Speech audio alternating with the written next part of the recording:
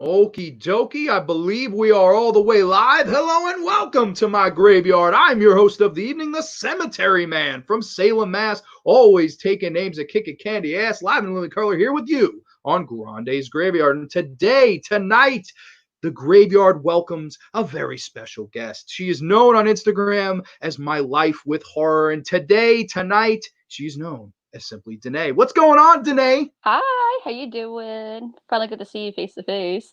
Yeah, I know. Well, it's crazy. I actually just recently started following Danae like a few weeks ago on Instagram. She shared, I think, the Amy Steele cosplay, Yeah, that's correct. and I think Elm Street Warrior, who's another really great guy. I love him. We were talking about movies during my lunch break yesterday. Oh, that's He awesome. shared it, and I was like, "Oh my god! I've like this is so cool. A girl that does cosplay about Amy Steele."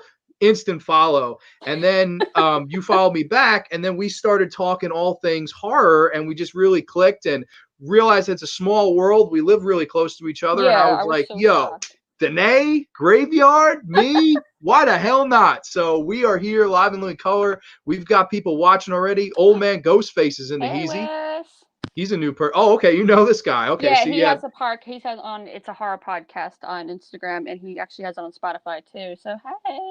Oh, very cool. I'll have to check it out. Old man Ghostface, if you want to drop in your channel link in the comments or description, please do. Ty Junebug Films is also here. How are you, good brother? Hope all is well with you.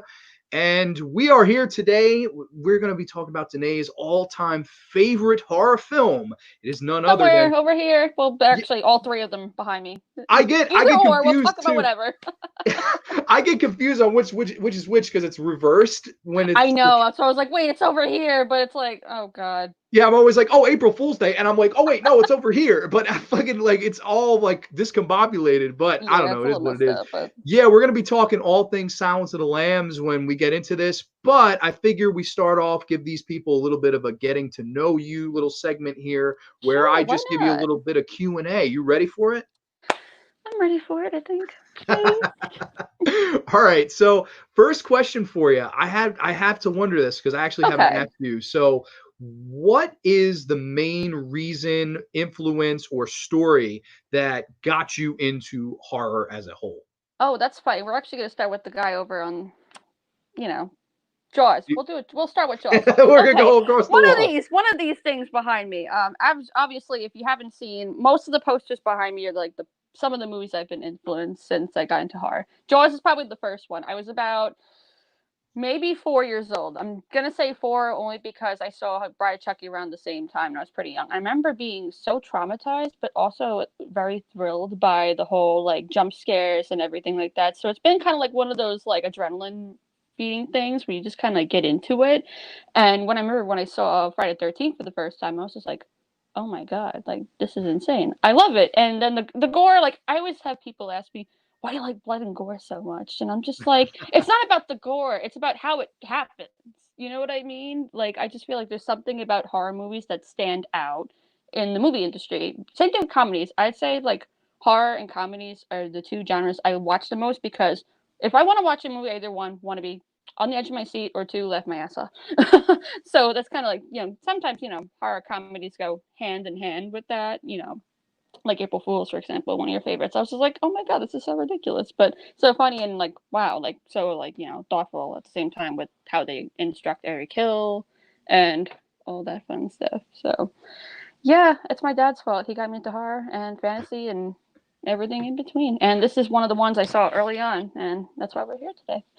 100%. That's so cool. And it's funny. Like my parents, it's cool that your dad's into it. My parents aren't into it at all. Oh I really? actually Oh used to wow. rent back in my grandmother's house. I went to this old school. It was like called a 48 Hours, and it was like a really like hole in the wall like blockbuster ripoff.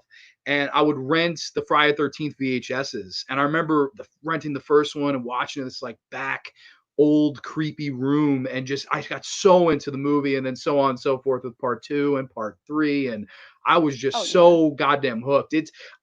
there's something about it for me that I don't know if you ever got that feeling, but it's just the idea of I'm a little kid. I shouldn't be watching this. It's that forbidden factor for me. Did you ever have anything like that? Yeah, I'm sure you know this story.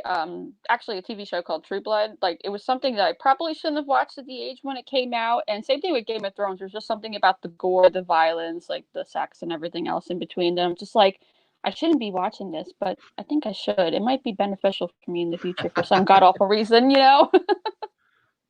Yeah, that's it's funny. It's like I remember watching Buffy the Vampire Slayer the movie with Oh my Christy God, Swanson that's and the right. With whole scene Donald. at the Yeah. prom. And I remember being a kid. I was like, I'm too young for this, but this is awesome. Like I'm so into this.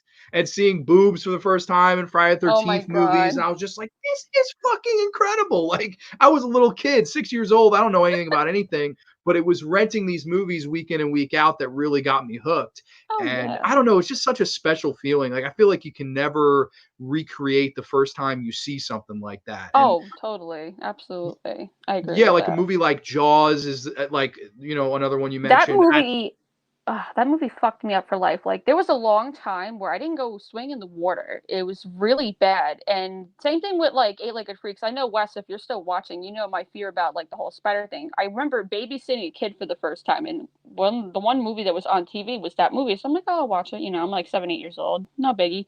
Then I had nightmares about spiders, like, for a week, and I'm like, "Well, now I hate spiders." And I watched it recently again, and I'm like, "Oh, it's just stupid. It's funny." But I'm like, still like, I still hate spiders. Yeah, Of course, an indirect fear. did you ever like did you ever get over your fear of swimming in the ocean? Because I I personally did. don't.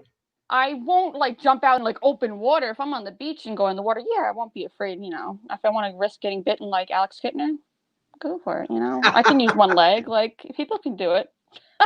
Oh man, Ghostface knows you and You and Spider, spiders. man. Oh, there's other things that's worse, but we won't talk about that yet. Oh, okay. We won't bring up the deepest darkest fears. Just spiders for now. I'm For a big now. fan. I know you were watching Eight-Legged Freaks, right? The other night. That's another really fun one, man. That was a gamble, but I came out alive. Wes, you know, I did. I'm arachnophobia though. I don't know because everyone tells me that's more realistic, but I'm not ready for that yet. Maybe. Well, we'll see what happens. The Caped Collector says you guys don't like swimming with sharks. I don't like. I'm a pool guy. I'll go in any pool on God's green earth. I will never ever ever go deep in the water because I don't I know. mean, I'm just terrified. technically, I did swim with sharks. Like, when I was 12, I was in the Galapagos on a family vacation for some reason, and I was snorkeling, and we were coming out of the water. I remember seeing hammerhead sharks, and I went down. I'm like, oh, that's why we're leaving. And I'm like, bye. I was like, hey, I'm okay with swimming as long as they don't think I'm a seal or something. I'm good, you know. But I can't take that gamble. What can I say? I don't think they're going to mistake you for a seal, but I mean, I know you. I don't know. It could It's the always figure, maybe. I happen. don't know. AJ Zetro is here. What's up, good brother? Hope all is well. Don't shave before going in the ocean; it burns. Well, thank you for the tip, AJ. That's a random ass tip. Oh Hey, the God. only thing that sucks about the pool is sometimes you might get a little brown snake. Oh I, well, I I don't have mean, a I pool, so I don't have to. I can avoid that. that's true. That's true. I have an above ground, so I don't know if any brown snakes are getting in my fucking pool. I But mean, you might get a squirrel chilling in there, but that's about a it, maybe. squirrel, yeah, a squirrel on my raft. Hey, they need to cool off too, right? This is true. All the birds, I know I get birds, that go in, and I'm just like, shit, like that's Because chlorinated it's water. That's not. you're That's like, this is definitely. a giant ass pool, not a bird bath. Thank you. Yeah, exactly. They're gonna get out of the fucking way when I'm cannonballing in. That's for sure. No, they'll be like, Um, peace. Nope. Doses, motherfuckers, they just flying away. But another question I had for you, because I know you're a really, really big cosplayer. What got you Oh yeah. into cosplaying? Like, was there a specific person you saw doing it, or were you just like gung ho from day one? I got to do this. So I didn't start going to cons until like 2018. So my first con was actually Maryland in September with my friend Lori, if she's watching, and a few other my friends. And I remember seeing someone dress up like Sam from Trick or Treat, and I'm like, oh my god, he's adorable, like so cute. And I saw people dressed as Pennywise because the Jackson Robert Scott was there, who plays Georgie, and a few other people. And I was just like, I need to get into this. Like, and I'm a big Halloween person. I mean, so I'm like, why not be Halloween all year round anyway? That's basically my life. So I figured, you know what, like, get creative, like, because I always like doing different things for Halloween every year. So I'm like, you know what, I could try different costumes out, see how they look, and if I want to tweak it during the holiday time, I can do that. So I remember watching Friday the 13th. I remember watching a few movies like over the years. And I'm like, you know what? I like this character, I like this character, I like this character. Then I thought, well, maybe I could try it out, try cosplaying. So when the Horror Queen on Instagram was doing the slasher filming, I was like, oh, maybe I'll try them out this week, see what happens. And generally, I've noticed that a lot of them got good responses, especially Ginny Field. Like, I've always wanted to do her. And I was actually, when Monster Mini was supposed to happen this year in 2020, I was supposed to go dressed up as her, and I was gonna do the photo op with her and Adrian King, and it was gonna be awesome, wonderful. And then it just didn't happen. So I'm like, oh, I'll try it out, see what happens. And I guess people like it. I don't know. You guys can tell me if you follow me. I don't know. If there's anything you want to see, like, go for it. And then recently I was thinking, maybe I should do stuff that's not exactly people done before. So I thought, I can try something different. That's where young Mrs. Voorhees pretty much came around, because I've never seen anyone do it, and I've never seen a baby Jason. So I've done that recently, and I was just like, oh, this is just, fun to do, and just like a little hobby, just play dress up for a living. I think it's pretty badass. And like, you Why actually the hell went to the not? length. Yeah, why not? Hey, you only live once, right? And Oh if you yeah, love horror character that much, why the hell not be a young Pamela Voorhees? I thought it was badass. yeah. I, Thank I you. personally, the baby one from Baby Firefly from Devil's Rejects, that was my favorite one. That was Oh, thank you. badass. Thank you. I actually was thinking, like, to myself, I'm just like, she kind of looks like Erin from the Texas Chainsaw remake, because I sent some pictures out before I posted it, and I said, well, it kind of looks like this, but I know the shirt, has to be tied up and everything. It didn't exactly look like her, but it could have been her, and I don't really have, one, the length, and two, my hair's not curly. It just can't happen. So I'm like, I'll just do my own little twist, and if it works, great. If not, whatever. But thank you. I really do appreciate that a lot. 100%. And you also, well, we do have a couple of comments before I get to the next question. Female Freddy, I'm kind of with old man Ghostface. That would Oh be pretty cool. man. It's funny because I have a cardigan. I don't have an exact sweater, and I don't exactly have a glove yet because, one, the one I want is kind of expensive, and I'm not exactly, money's not exactly brewing in the bank account right now, Me especially now that neither. I'm back to work and, all that fun stuff. So, but eventually I would love to do that for sure. Yeah, I think it would be really cool. And the question is, would you like a boiler room? Like that would be really cool. Like I don't know where I you mean, I'll take pictures near my boiler as long as no bugs attack me. Cool. We'll go for it. I'll go that far if I have to. you scratch up the boiler. It's just like you like kneeling next to a boiler because there's no room. Like my boiler is I'll no just be goddamn hiding, room. like, hi. Yeah, it's just a boiler, man. Like it's just not. I don't know, but the Cape Collector says you should do a GoFundMe cosplay and pick some green. That would be Oh interesting. God, I can't do that. No, I know. There's actually some really good Friday 13th cosplayers that's under the 13 Gallows Lane. I know they have a thing going with that, and I would totally support them because have you seen the quality of their pictures? I'm just like, oh my God, I love all of them. But thank you. I would do that, but uh, probably not my thing currently. But if you want to support anyone that does, definitely check them out for sure. They do amazing work, really do. Yeah, I'm one of those people like I know a lot of people here on YouTube they do Patreon requests, and Yeah. I'm not popular enough ever to get a Patreon Oh, request. So you're gonna get there. Don't worry, it's gonna oh, skyrocket. You just don't know when yet. you're too kind. I appreciate that, Oh, but like I'm you're personally like welcome. I'm one of those people. I'm more about the passion. Like I just want to talk about what I want to talk about. Like Oh I yeah. I definitely one day I want to do a commentary on Sleepaway Camp 3. I feel like that would be a fun one. Oh. Like that's never something you're gonna get a Patreon request to do. It's just something like I don't know. Yeah. I do this for the passion. I don't ever do this for Yeah. millions and millions of viewers. It's just there's something about it I just love. Like Yeah. it's a like you said, it's a hobby. I love it. Why not? Kind of thing. You know what I mean? Just keep doing what you love to do, and you'll always be happy. Don't let Debbie Downers get you down, and Karens, especially them. Yeah, Karen, you better watch out. Buffalo Bill's coming for you tonight, Karen. This is what's gonna happen. We cue They the have to be goodbye a certain horses. size though, so they gotta watch out their sizes. Late. I think it's a size 12 or something like that. I forgot the exact number, but he's I like, feel you oh, completely. perfect. Oh my God, AJ Zicho says I should cosplay as Dark Helmet. You Yo, honestly, you kind of look like him too. thank you. Kinda, not that much though. I mean, Wait, I could I totally actually see you have a being Seymour from like Little Shop of Horrors though. I actually have a Darth Vader helmet over here. Wait a minute. Oh my God, that's so funny. AJ, this is too perfect, dude. Okay, so I got this. This is the like little mask, and then I got the Okay. helmet. I'll cosplay for you right here live on the graveyard. Oh, this is amazing. Yogurt. Rick I Moranis will be hate so proud of yogurt. you. You happy, AJ? See, Oh my god. I mentioned to AJ that I look like the guy from Honey I Shrunk the Kids, Rick Moranis, and he was. Yeah, you could totally pull off Seymour from Little Shop of Horrors. You just need a few other people involved, and you might have a little thing going. I'm Like just a one of little those like taller than backyard him. play things. It's like starring John. Oh, Yo, could you imagine that though? That would be really cool. And if anyone was gonna make the creature, I would hit up Danae because Danae actually made like the oh god. baby Jason. Like that was how Oh did you go god. into making that? Because that was so cool. Oh my god. First of all, let me find him because I hid him. So hold on one second. Yeah. Oh, was that Rick Moranis on the stream? Somebody said. That was me in the flesh. I'm finally back. I feel like one of those people who are ready to do like ventriloquy, but Jason doesn't talk, so It's a newsflash. lot easier when he doesn't So talk. yeah, this is him. So basically, what I did was I got modeling foam. So I wish I had a before picture of the baby, but you could probably find the same one on Etsy. And I was telling you like how when I got the baby, there was like a year imprint on the back, and it said 1980. I'm like, oh, it's perfect. It's meant to be turned into a deformed mongoloid baby.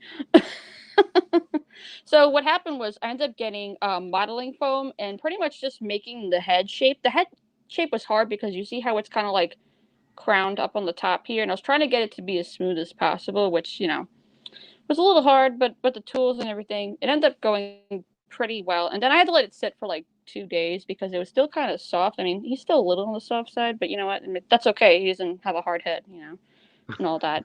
The only problem I had was the paint color because I didn't want to go this color of the baby. I just figured, like, you know what?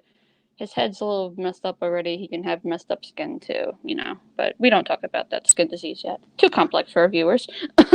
So it was just really doing that, and then the eyeball because I didn't really want to get a googly eye thing because it was kind of one cheap and two just stupid. So Yeah. I ended up making the eye myself and then painting it and everything with like acrylic paint, and then pretty much just put some clear creatine on it, and then voila, he's got a shiny head, and that's it, really. I think you got the shape really good, by the way. Like it Thank looks you. like the deformed, Ari Lehman when he grows up and drowns in the original. Like that Yeah. looks like the baby version of Ari Lehman's Jason. Like that's Oh, actually pretty that's awesome. incredible. Thank you. I actually Eyes, good eventually position. eventually I want to make like a toddler size and then go up to the kid size and maybe bring one of the three to a convention as young Pam. I don't know yet though, because one, I don't want to get a mannequin delivered to my house yet because then my grandmother would be like, "What the hell is in the mail?" And I'd be like, "It's not a body, I swear to God." It's not like one of those off black market website things. But 100%. eventually the toddler one I feel like will be a little bit more realistic. I want to get something a little bit bigger, but the size is kind of hard to find because you've probably seen those like real life baby doll things, and they're like $600. I'm like, screw that. I'm not doing that crap. Yeah, fuck that. It's $600. I will keep that in my pocket. That's a paycheck for me. That's fuck. Oh yeah, that's unemployment plus whatever for New York State. Hello. Yeah, that's Like fun really? employment. Dude, yeah, like the fun employment checks were very fun to get in the mail, but I couldn't go anywhere to fucking spend them, so they're all in my savings now for the most part. I mean, other than Yeah. some Blu-rays and I'm stuff I've I'm gotten, still but waiting on some Amazon packages, some fungos that I'm like, you here yet? Like, hello. Like, oh hell yeah. Couple people are saying, do Megan cosplay from part 6. Do you think you look just like Jennifer Cook? And I agree. I think that would I be an epic one. it's funny. I think this is Marino on here. He's ML cosplay on Instagram. And I was telling him I want to do a Megan at some point, but I have to get the outfit for it, which eventually I'll go clothes shopping and look for it, but that's not gonna be for a little while. But it's gonna happen. Just stay tuned. Trish is gonna be kind of hard because she's got more curly hair, but I might have to wet my hair and just make it look like a messed up thing when she's like at that end scene with Tommy, all that good stuff.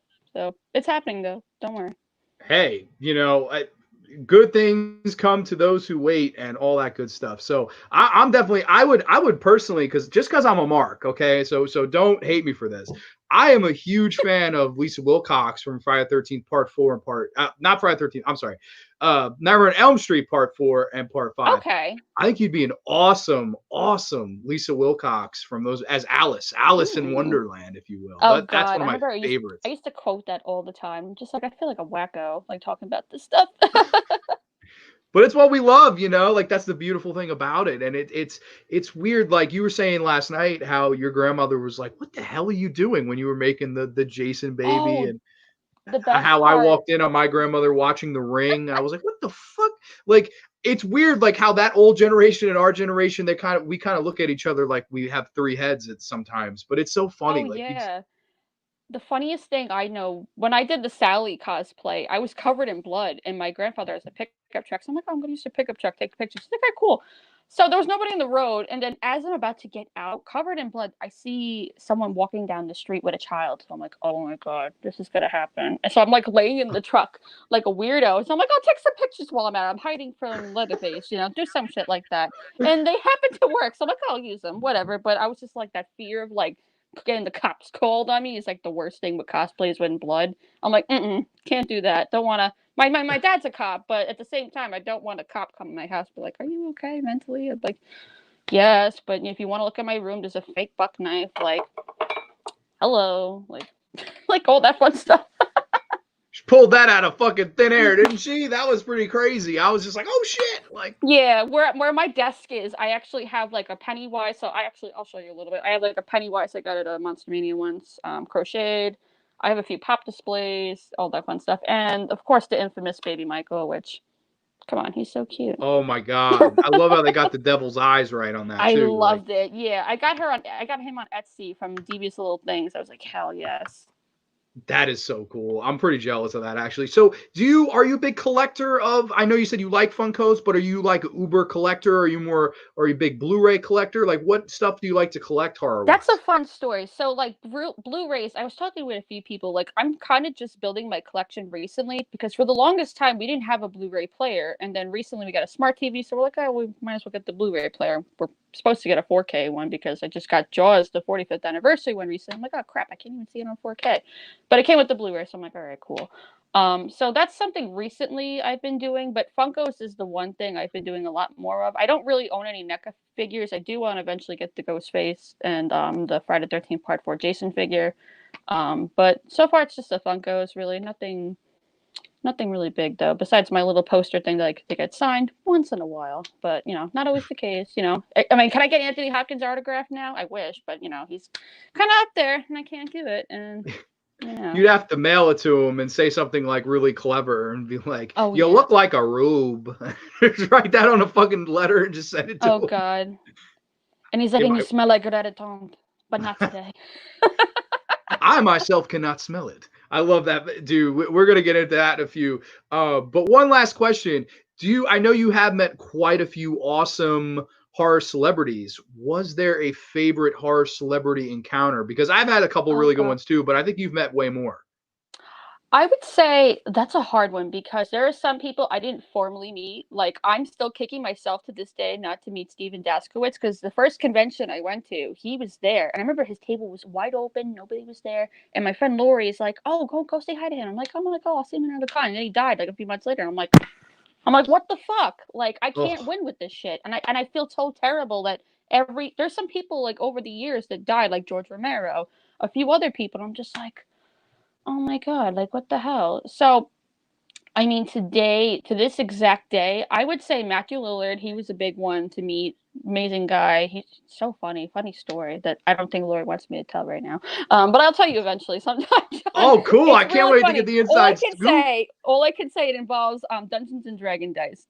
All I gotta say, and we're the first people to meet that day. Shaggy, Yeah, Zoinks. Shaggy Stew. He was awesome. Who was another one? Ski was pretty cool. He was all right. He wasn't terrible. I thought he was going to be a little bit like, skittish or whatever, but he was fine. Veruza Balk was really awesome. Nev Campbell I thought was pretty okay. She was really sweet. Jamie Kennedy had me cracking up. Oh my God. That experience was something that I know a lot of people that met him always say he looks high. And I remember trying to get my picture with him. My friend's about to take the picture, and he's like, mm-mm, nah, I do selfies. I'm like, okay, we're going What? there. Like, he just whipped out my phone's like all that, and he did duck lips in one of my pictures. I'm like, oh Jesus Christ, what is happening?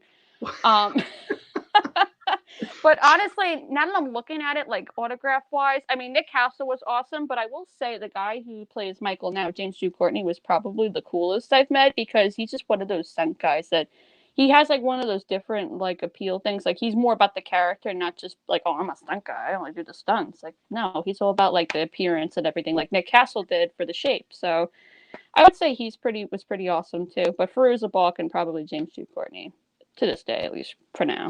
You know. That's so Oh. cool. And I also know one more I wanted to mention. I know you met Robert England, Oh my and you had a cool god. story about that. I would love for the Oh Graveyard my listeners to god. hear that That one. was amazing. All right, so meeting him, it wasn't the part when I was meeting him online because that was the one convention I actually did VIP, and I was like, you know what, he's gonna have a long line, might as well go. I was waiting on that line after cutting the line for a half hour on top of everyone else that was, just waiting for him.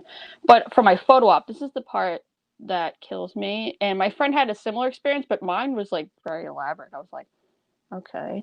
So I'm waiting for the picture, and next you know, he just pulls me in. He's like, welcome to the prom night to hell, where we're gonna have fun, dance, be sexy, and die. And I'm just like, and there's just me like in my picture. I think I have it somewhere. I was dying laughing because I was like trying not to laugh in the picture, and like he's just holding me like, oh, we're at prom, like all that good jazz, and then it's just like us, and I'm just like, well, shit. I think I have it here. Yeah, but like I'm trying so hard, like not to like laugh, and I'm just like I'm here. I was just like, it was just like one of those moments where I'm like, oh my god, this is so funny, and like I'll never forget it. That's why I love going to cons and meeting people. There's just these moments that are priceless, even though you like pay for an autograph or whatever the hell, get a photo with somebody, but it's just the experience you get out of after meeting them that just makes you want to go back, and the awesome people you meet there too, especially. Yeah, I'm that same way. Like we were talking about conventions before we went on the air, and like it's just something about the atmosphere and the people. Like everybody, first of all, everybody's in a good mood, probably because everybody's drinking and everybody's having a grand old I mean, fucking time. hey, like, what's up? Yo, Chars, I don't actually have a drink with me tonight. I feel ashamed. I'm sorry. It Well, was a cheers to long you, day. invisible glass. I Hey, was it's drinking. I was okay. drinking a It's Barks not root beer Friday at yet. work. I don't know if anybody likes Barks root beer in the comments, but I'm a big Barks root beer guy. But it's just, I remember my very first convention I ever went to. I walked in the lobby and I saw a guy dressed as the Tar Man from Return of the Oh Living my Dead, god, that's and awesome. and I saw him and I went, I have to get a fucking picture with this guy. So I run up to him, total stranger, doesn't know who I am. I'm taller than this guy by a full foot. I run up to this guy and I'm like, Tarman, eat my fucking brains. And I put my head underneath him and he was like, all right. And he was like, brains. And here's my poor dad who doesn't like horror movies, he's not a fan at all. He's just like sakes this perfect picture. I can send you the picture later. It's on my Oh my Instagram. god. Oh, that's awesome. I have to It's see an old that. I'll one, probably years ago. It's a stalk it, total but yeah. throwback. I have my face painted like the Ultimate Warrior in it. Like it's a dated photo, but it Oh is my so, god. oh my God, just one of the best times in my life, and meeting all these awesome fans because I never realized how big the horror community is. And like Oh I'm my sure god. you Yeah. you know better than even I because you have a ton of followers on Instagram, and like it's just Somehow, I so, don't know what happened, but it happened. it's a snowball effect. They love your cosplays. They love you. They love the taste you have in horror. I mean, I it's, hope so. Oh. what do you think? Do you think they don't? I don't know. I only talk to like some of them, and I get like the random comments. I mean, I feel like I don't know. It's weird. Like sometimes I can't get a good read on people, and then sometimes you get people that you feel like they're robots, and then they message you, and it's just like hi, and then you answer them, and they don't answer you back. But I'm like, okay, whatever, hi. But hi, nice to know you exist. Like I don't know. That's It's weird. strange. Yeah, It I is haven't weird. experienced much of that. Like most of the people I usually follow, or like if people I get along with most of the time. I mean, you do have people that come and go, but like that's weird. Like just like ding dong ditching you like that. That's pretty fucking odd. I don't know. They still exist, and like I still see like any like comments or whatever. But sometimes it's just like, who the hell are you? Like sometimes they'll just start a conversation without like acknowledging like oh hi, by the way, we don't know each other, and I'm just like, okay. That happened to me the other day. Like someone like reacted to my story, and then I responded, and they just like did like emoji. I'm like, this is so awkward. All right, if you reply to Danae's stories, never, ever, ever reply after with an emoji, okay? That is for all of you people watching, because that's just going to be goddamn weird, and it's going to make it awkward for her. So don't I do that. have some stories, but I don't know if they're worth sharing right now. I know there's someone watching that knows exactly what I'm talking about because I've discussed this behind the scenes. I won't name names because if someone's watching who are those people I've discussed about, don't want to call anyone out, but it's Don't want to name possible. names. Never fun to name names. Anonymity is always wonderful. It's always the mystery. They're always like the ooh, I wonder, like kind of thing. 100%. But okay, so we're about a half hour in, and I Damn, that's figure fast. why not? We could dive into the main course. Hannibal Lecter's Hell got his bib yes. on, knife in one hand, fork in the other. Clarice Starling sitting at the end of the table. We are talking about Danae's favorite horror movie tonight, and Oh it is yes. one of the best of all time. It is none Hell other yeah. than 1991, Jonathan Demme's Silence of the Lambs. Oh, yeah, ladies and gents, one of the only horror movies ever to be honored at the Oscars. Also, one of the only movies overall to ever really sweep the five Oh major my god, yeah. categories at the Oscars. That's right, Best Actor, Best Actress, Best Director, Best Mm-hmm. Original Screenplay, and of course, Best Picture. We can't forget about that one. Oh hell yeah. A Basically took movie that set the world on fire. And like, I gotta know, Danae, since this is your all-time favorite, walk me through what was your first time like viewing Silence of the Lambs. it was definitely my dad, as like he got me into horror. So I remember he was watching this. I don't think I watched it from beginning to end like right away. I remember watching the part where he's having the interview with her, the quid pro quo scene, as you would know. Quid pro quo, I tell you things, you tell me things. So I remember watching that part, and I remember there was like the part where he was telling her that he ate some liver with some fava beans and a nice canteen, and he goes that scene. I'm just like, holy shit, this guy is fucking creepy as hell. And then eventually my dad's like, you really have to watch it from the beginning because you won't understand like why he's in there and everything. So I'm like, okay. And he's like, and it's not even really about him, it's about him helping, Clarice. So I was like, okay. So I remember watching it in full the first time because it was like on our DVR at the time. So I was like, all right, I'll watch it. I haven't seen Red Dragon. I didn't see Hannibal yet, so I had to know about the before and the after. It was just kind of like, bam, start with this, and then everything else happened from there. And I remember watching it and I'm just like, oh my God, this is so realistic. Like, this can happen. And then when I was reading about, like, who the killers were involved, that's influenced Buffalo Bill, that influenced Hannibal Lecter, I was like, wow, this was just done so well. I actually have the book somewhere. I don't know where the hell. Yeah, it's over there. It's in my bookcase. I remember reading the book too because I was like, I have to really read this book. And it just intrigued me. And over time, I always tell people like it's in my top 5 and it's my number 1 favorite for a reason. There's just something about a movie that like it just never dies. Every time you see it, there's nothing you can't just get over it. You just something that you watch it so many times. You're just like, man, I really love this movie. Because there's some movies you watch it, it's one and done. You're like, next, like throw it in the pile. It's trash, whatever. This one is just something that's like kind of like been up there for so long, and it just hasn't up down its reputation. That's really my big thing with it. Yeah, it's I think that's the testament of a great movie too, is the rewatchability. Like I mean, I like certain slow burn horror films. Like I liked The Conjuring, but I don't watch that every year. Like I don't like Yeah. it's a good movie, but like I'm not gonna watch it to death. It's not like Oh a yeah. Dawn of the Dead. It's not like Sleepaway Camp 2 and 3, where I literally can watch them any time of the day, any day of the week, Oh and yeah. never ever get sick of it. And AJ mentions in the comments, of course, the great score for Silence of the Oh Lambs, my and like God, it's absolutely the music. I mean, even like this, even without the score itself, even the added music, like "Goodbye Horses" by Lazarus. There was another one I can't remember the exact song title, but like it was just they're just so well written, so well put together with the music, the mood it sets, everything. There's just something about it that's like so chilling and thrilling at the same time. chilling and thrilling. She's Chilling throwing and out the thrilling, rhymes now. yay! I'm a poet and didn't know it. You already know what it is. Oh shit. I love it. All right.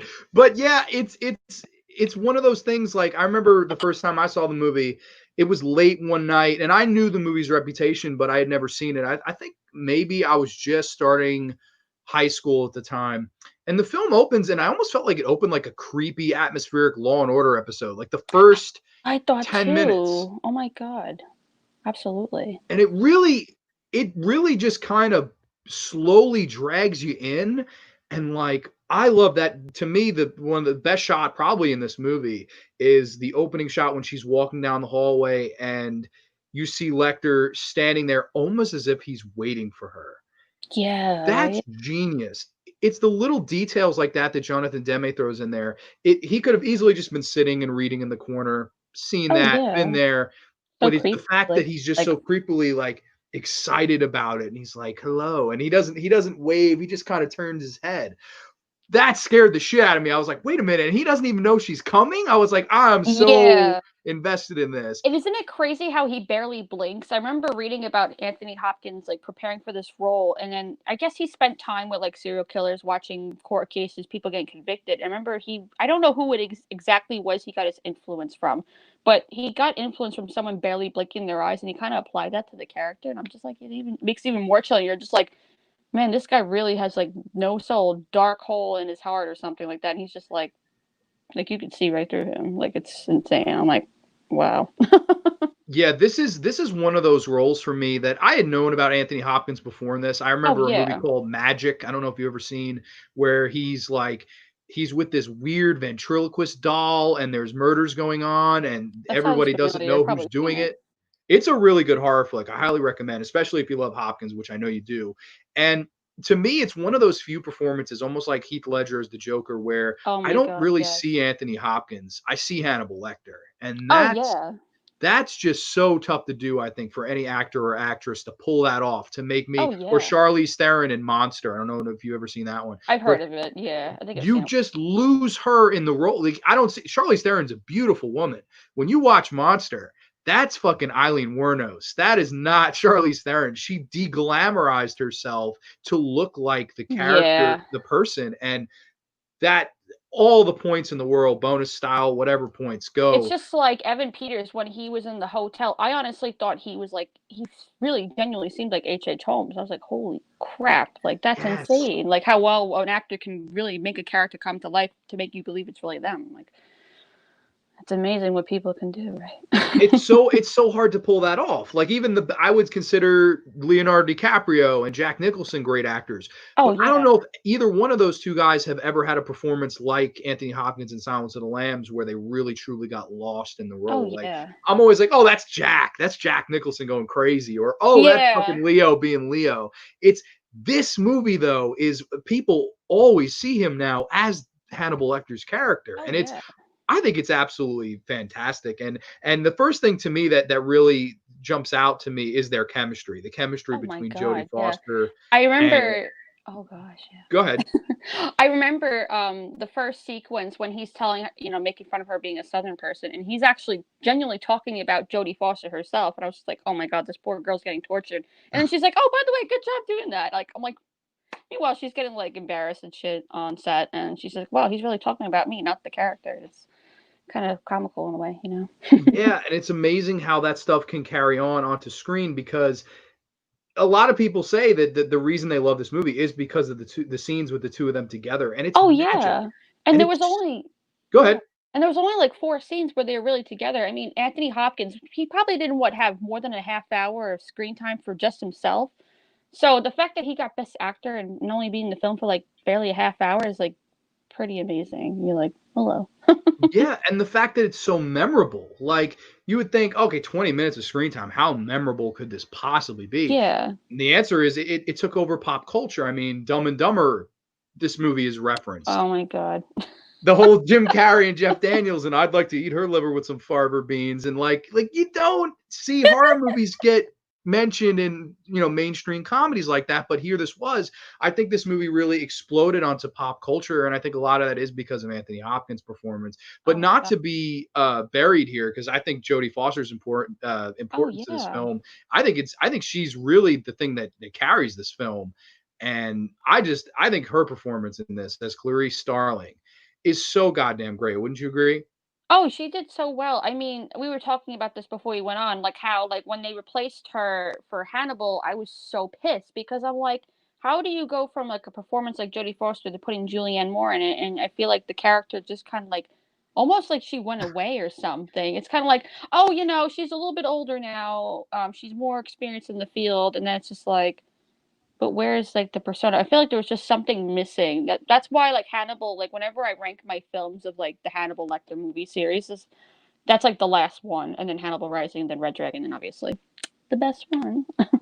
Yeah, 100%, right? And, Yeah. and yeah, it's just there's something about her you could never recast her. She brought, while there's an innocence to the character, there's a toughness, but there's also just a human there. Like I always think that there are certain films today that they go over the top with the badass characters Oh where yeah, you could like tell. like I don't know if you're a Star Wars fan.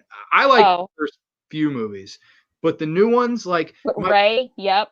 I was about to say with Ray. go Just ahead. out of nowhere, like, okay, like that's cool. And they just made like Ben Solo just like, yep, I'm on the dark side now, bitches. Like, okay.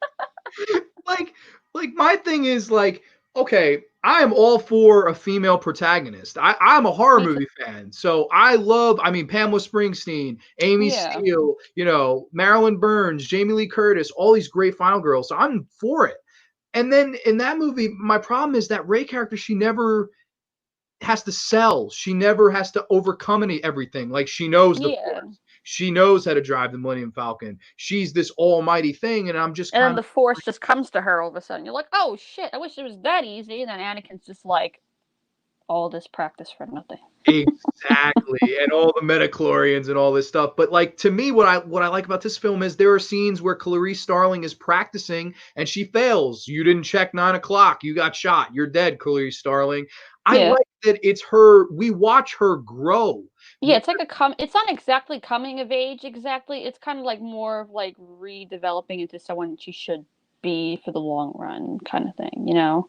Yeah, it's Yeah. almost coming of age into womanhood instead of Yeah. girlhood, like kind of thing. Yeah.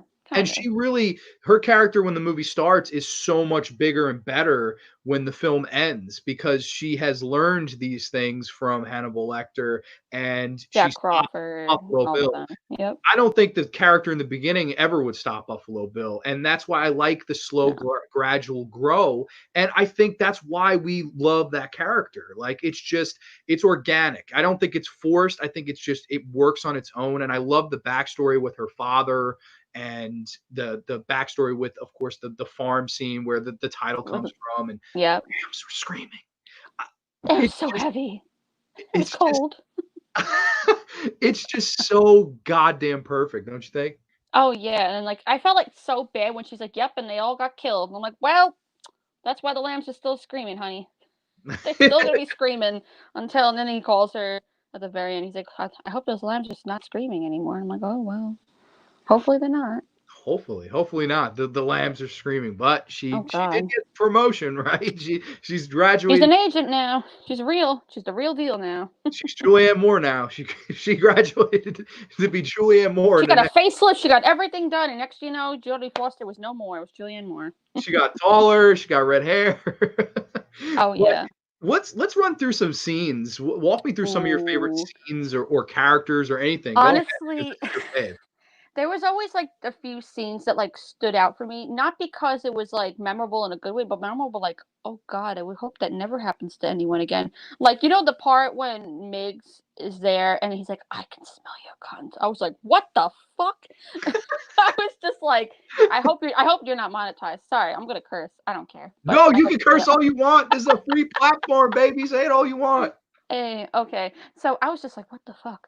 So and then he's like, what did Miggs tell you in the next cell? And she's like, he said, I can smell your cunt. And I was just like, holy God. And he's just like, oh, multiple MIGs. And I was just like, oh, like, and then the part when they call him saying that he swallowed his own tongue, I was like, how the fuck do you do that? I guess because, he's a psychiatrist and everything. So I'm just like, oh my God. That just stood out for me for like the longest time. And I'm just like, still wondering to myself, how the hell did you make him swallow his tongue? Tell me. I wish they addressed that, right? Like, come on. Like, besides the fact that he was whispering him random words, and maybe it's hypnosis. I don't know. That made it all the more scarier to me, though. Like Yeah, I was he just like, shit, this convinced guy's him. capable. Yeah, no. what? Like, that's so scary. Just like what I don't see behind closed doors is scarier than Oh anything I yeah. could have seen on the film, I think. Oh, absolutely. I kind of also wish, you know, when Dr. Chilton's telling her about the nurse where he cut out he swallowed her tongue or something like that, or Yeah. something like that. Yeah, and he's like, yeah, his pulse never got over 85, and I'm just like, I wish they like really showed the image like in depth to make it more of like that gruesome horror, you know, because like I feel this is a good thing we're going to talk about in a little while about the is it really horror kind of thing, which we'll get into that later. I feel like if they really showed that, that would have convinced more people it was horror. But you know, we'll get into that in a later segment Yeah, later definitely. Definitely. And I personally the scenes I always love, I really like the Buffalo Bill scenes. Like Oh, Ted Levine. Ted Levine, fuck the world. I love Ted Levine. He's also the voice of Rusty Nail in Joyride, which a lot of people really like that one. It's a really fun horror flick from around the early 2000s. He's also the captain in Monk, playing he couldn't have been playing a different role, like more different role from Silence of the Lambs to Monk, where he's playing the police captain, ultimate good Roles guy. reversed kind of thing. Roles reversed, yeah. They're just like fuck it, like let's give him a shot to be a good guy for a change. But Ted Levine, it's a shame because while Jodie Foster and Anthony Hopkins get all the praise and they deserve it, they were phenomenal and they Oh they are the reason my this god. movie stands the test of time. That guy should have gotten an Oscar or something. Like, oh my Ted god. Levine. How memorable are those Ted Levine scenes and how quotable. It loves the lotion on its skin or I else it gets say that toast. all the time, and it's so terrible. And like, it rubs the lotion on its skin, it does what it's told, and then it's like, put the fucking lotion in the basket. It reminds me of like when you go to Bath and Body Works, put the fucking lotion in the basket, and I'm just like, oh my god, Oh my terrible meme. I god. haven't seen that meme be developed. So someone on here, please do it. You'll make my day. Yeah, probably. Yeah, that's I next time I go if I ever go So to Bed funny. Bath and Beyond, I'll be like, "Oh my god, put the lotion in the fucking basket."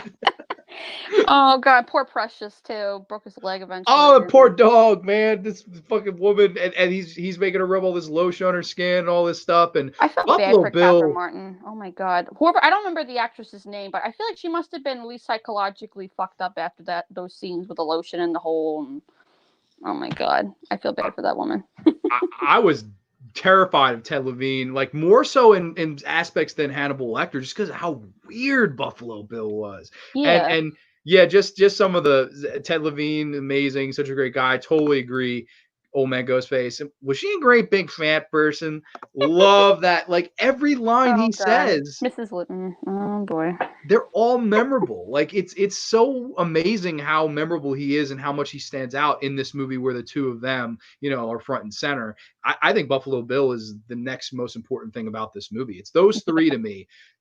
They really drive this movie, and I think they carry it on Yeah. in making it a classic. Oh, really? Definitely, for sure. Same thing with Reg Reagan. I mean, Hannibal Lecter was just a one part, but then when you see Ralph Fiennes as the Tooth Fairy, you're just like, wow. Like I really wish I mean, that's the only thing with Hannibal. The Hannibal, where that's the only time we can really see Hannibal himself, like let loose, show you what he's really capable of.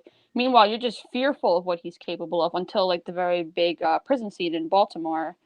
That's the biggest one there. Actually, no, it was Memphis. No, it was Memphis when they went to the when the security guards were very in the big cage he was in and all that in the hotel. That part. That's when you were like, oh Yeah. fuck, he can really fuck somebody up. He's like, all right, Sergeant Pembry, let's go for it. And then next thing you know, like that scene was like the part where I was like, oh my god, he really just did that. Like that whole segment was well done so well. And that's one of the few pops I actually own of him in the with the little peace baton and all that good stuff. Oh, that's badass, dude. I love the whole scene where he escapes. Like I think it's so well done too, and like I don't know if you ever realize, not only is Roger Corman in this movie briefly, horror legend, George Romero is randomly in the background. Yeah, see, you didn't even know this is your favorite movie. I'm George like, Romero. please tell me, where was he? I feel terrible not knowing this. George Romero can be seen in the background. In the scene where Lecter's in there and Jodie Foster's talking to him, that you see these two cops enter the room, and one of them is George Romero. If you look closely, it's Oh George my Romero. god, I have to like zoom in on that and be like, what's happening here? Oh gosh. I definitely have to check that Yeah. out. I'm It's like, so I cool. Like have I'm to. like my Well, it's on favorite Netflix. horror I can watch it and director be like, in the hey, movie where that is won it? Best Picture. Wow, what a guy. 100%. Yeah. I don't you love that scene though where he escapes? Like walk me through because the original when I first saw it, I did not see that shit coming. Like what? How big of a surprise was that to you? Honestly, like I honestly thought he was genuinely dead, but then I knew he wasn't dead because my dad had all the books by then, when I first saw it, except Hannibal Rising didn't come out yet. And I remember I knew there was another book. I'm like, oh, he's gonna be alive. It's just I don't know when. I didn't know like if they were not gonna show him till like the end where he's in the islands with following Dr. Chilton, and then when you see him in the ambulance, you're like, when he takes the face off, I'm like, oh, like I was like, oh my god, it's him! Like, oh my god, it was like crazy. I like the part in the like when they open the elevator top and it's he just the body comes down. There's like you can't see if it's him, and then you just realize it isn't because of the hair, and you're just like, well, he managed to do it again. He's out. He's Yeah, out there. yeah. I remember I watched this in film class also, like years Awesome. after I had first seen it, and most of the people in class hadn't seen it. This was And high school, you said? When you yeah, watched senior this? year. It Oh, was senior year. I was gonna say like you're 16 years old. Like we can't watch rated R movies yet. We're not 17. You oh know, my god, whatever. But I don't know if they offer this in where you went to high school, but like it was called Scale Media. scale And media. yeah, it was really cool. Like you signed a waiver and it was this film class that you could take and like they Yeah. taught every kind of movie. They we watched Suspiria. I was like, this is I'm Wow. getting I'm fucking getting graded on Suspiria right now. Like this is so cool.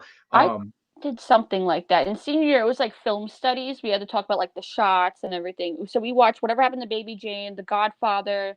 I forgot what the horror movie we watched. It must have been something I can't remember what it was. It must have not been good. It was probably like one of those like random B-rated movies. You're like, I have no idea what this is. At least it wasn't Pieces, with the dubbed over stuff. But and then we watched like one other movie. I think it was What's Eating Gilbert Grape. That was really good. But I remember like we didn't really do much. We just watched movies the whole time. I'm like, oh, this is fun. I can do this any day. But yeah, I remember being like, whatever happened to Baby Jane. I'm just like, oh my god, like what's happening? Oh god. But that's a it was great so fun movie. though. Senior year was the best. What can I Oh say? my god, the best. Like I didn't give no shits. I just fucking went to class every day and just literally had my brain on autopilot throughout that entire year. It was the easiest year of my life, bar none. And it went by so fast too. I'm just like, damn. Like I feel bad for these kids who couldn't like walk in their graduation or whatever. I'm like, oh, like that sucks. Oh I my mean, did they miss out on a whole lot of stuff? A little bit maybe, but like the experience is basically what they miss more than anything. They probably were just like, thank God we don't have to see these bitches ass teachers again or whatever the hell. But that's about it. yeah, I remember I know our graduation was really nice, like college wise, Oh but my God, that was beautiful. it was a beautiful night. It was a nice breeze. The whole ceremony, it was at night. It was just such a and now I just like I'm heartbroken when I see these people like wearing their Yeah, masks on their front like with their grandma. I'm like I couldn't yeah, fucking imagine that, dude. That's depressing to me. Like yeah. It's sad. yeah, it Oh, is. this is a fun fact for anyone who doesn't know what we're talking about. We found out recently. We went to the same college, same year we graduated, different programs, and had no idea until we started talking. We're like, wow, like small freaking world, even smaller. Like Jesus Christ. For real. I thought it was really funny. Danae was like, "Aren't you 27?" I was like, "You think I'm 27?" I was.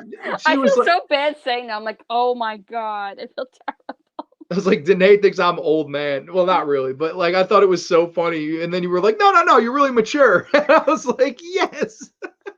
I I thought feel that was bad because my friend Wes, who is watching Old Man Ghostface, he always says, "Oh, I'm old. I have Alzheimer's." I'm like, "You're not old." He's like, "What? 41, Wes? Right?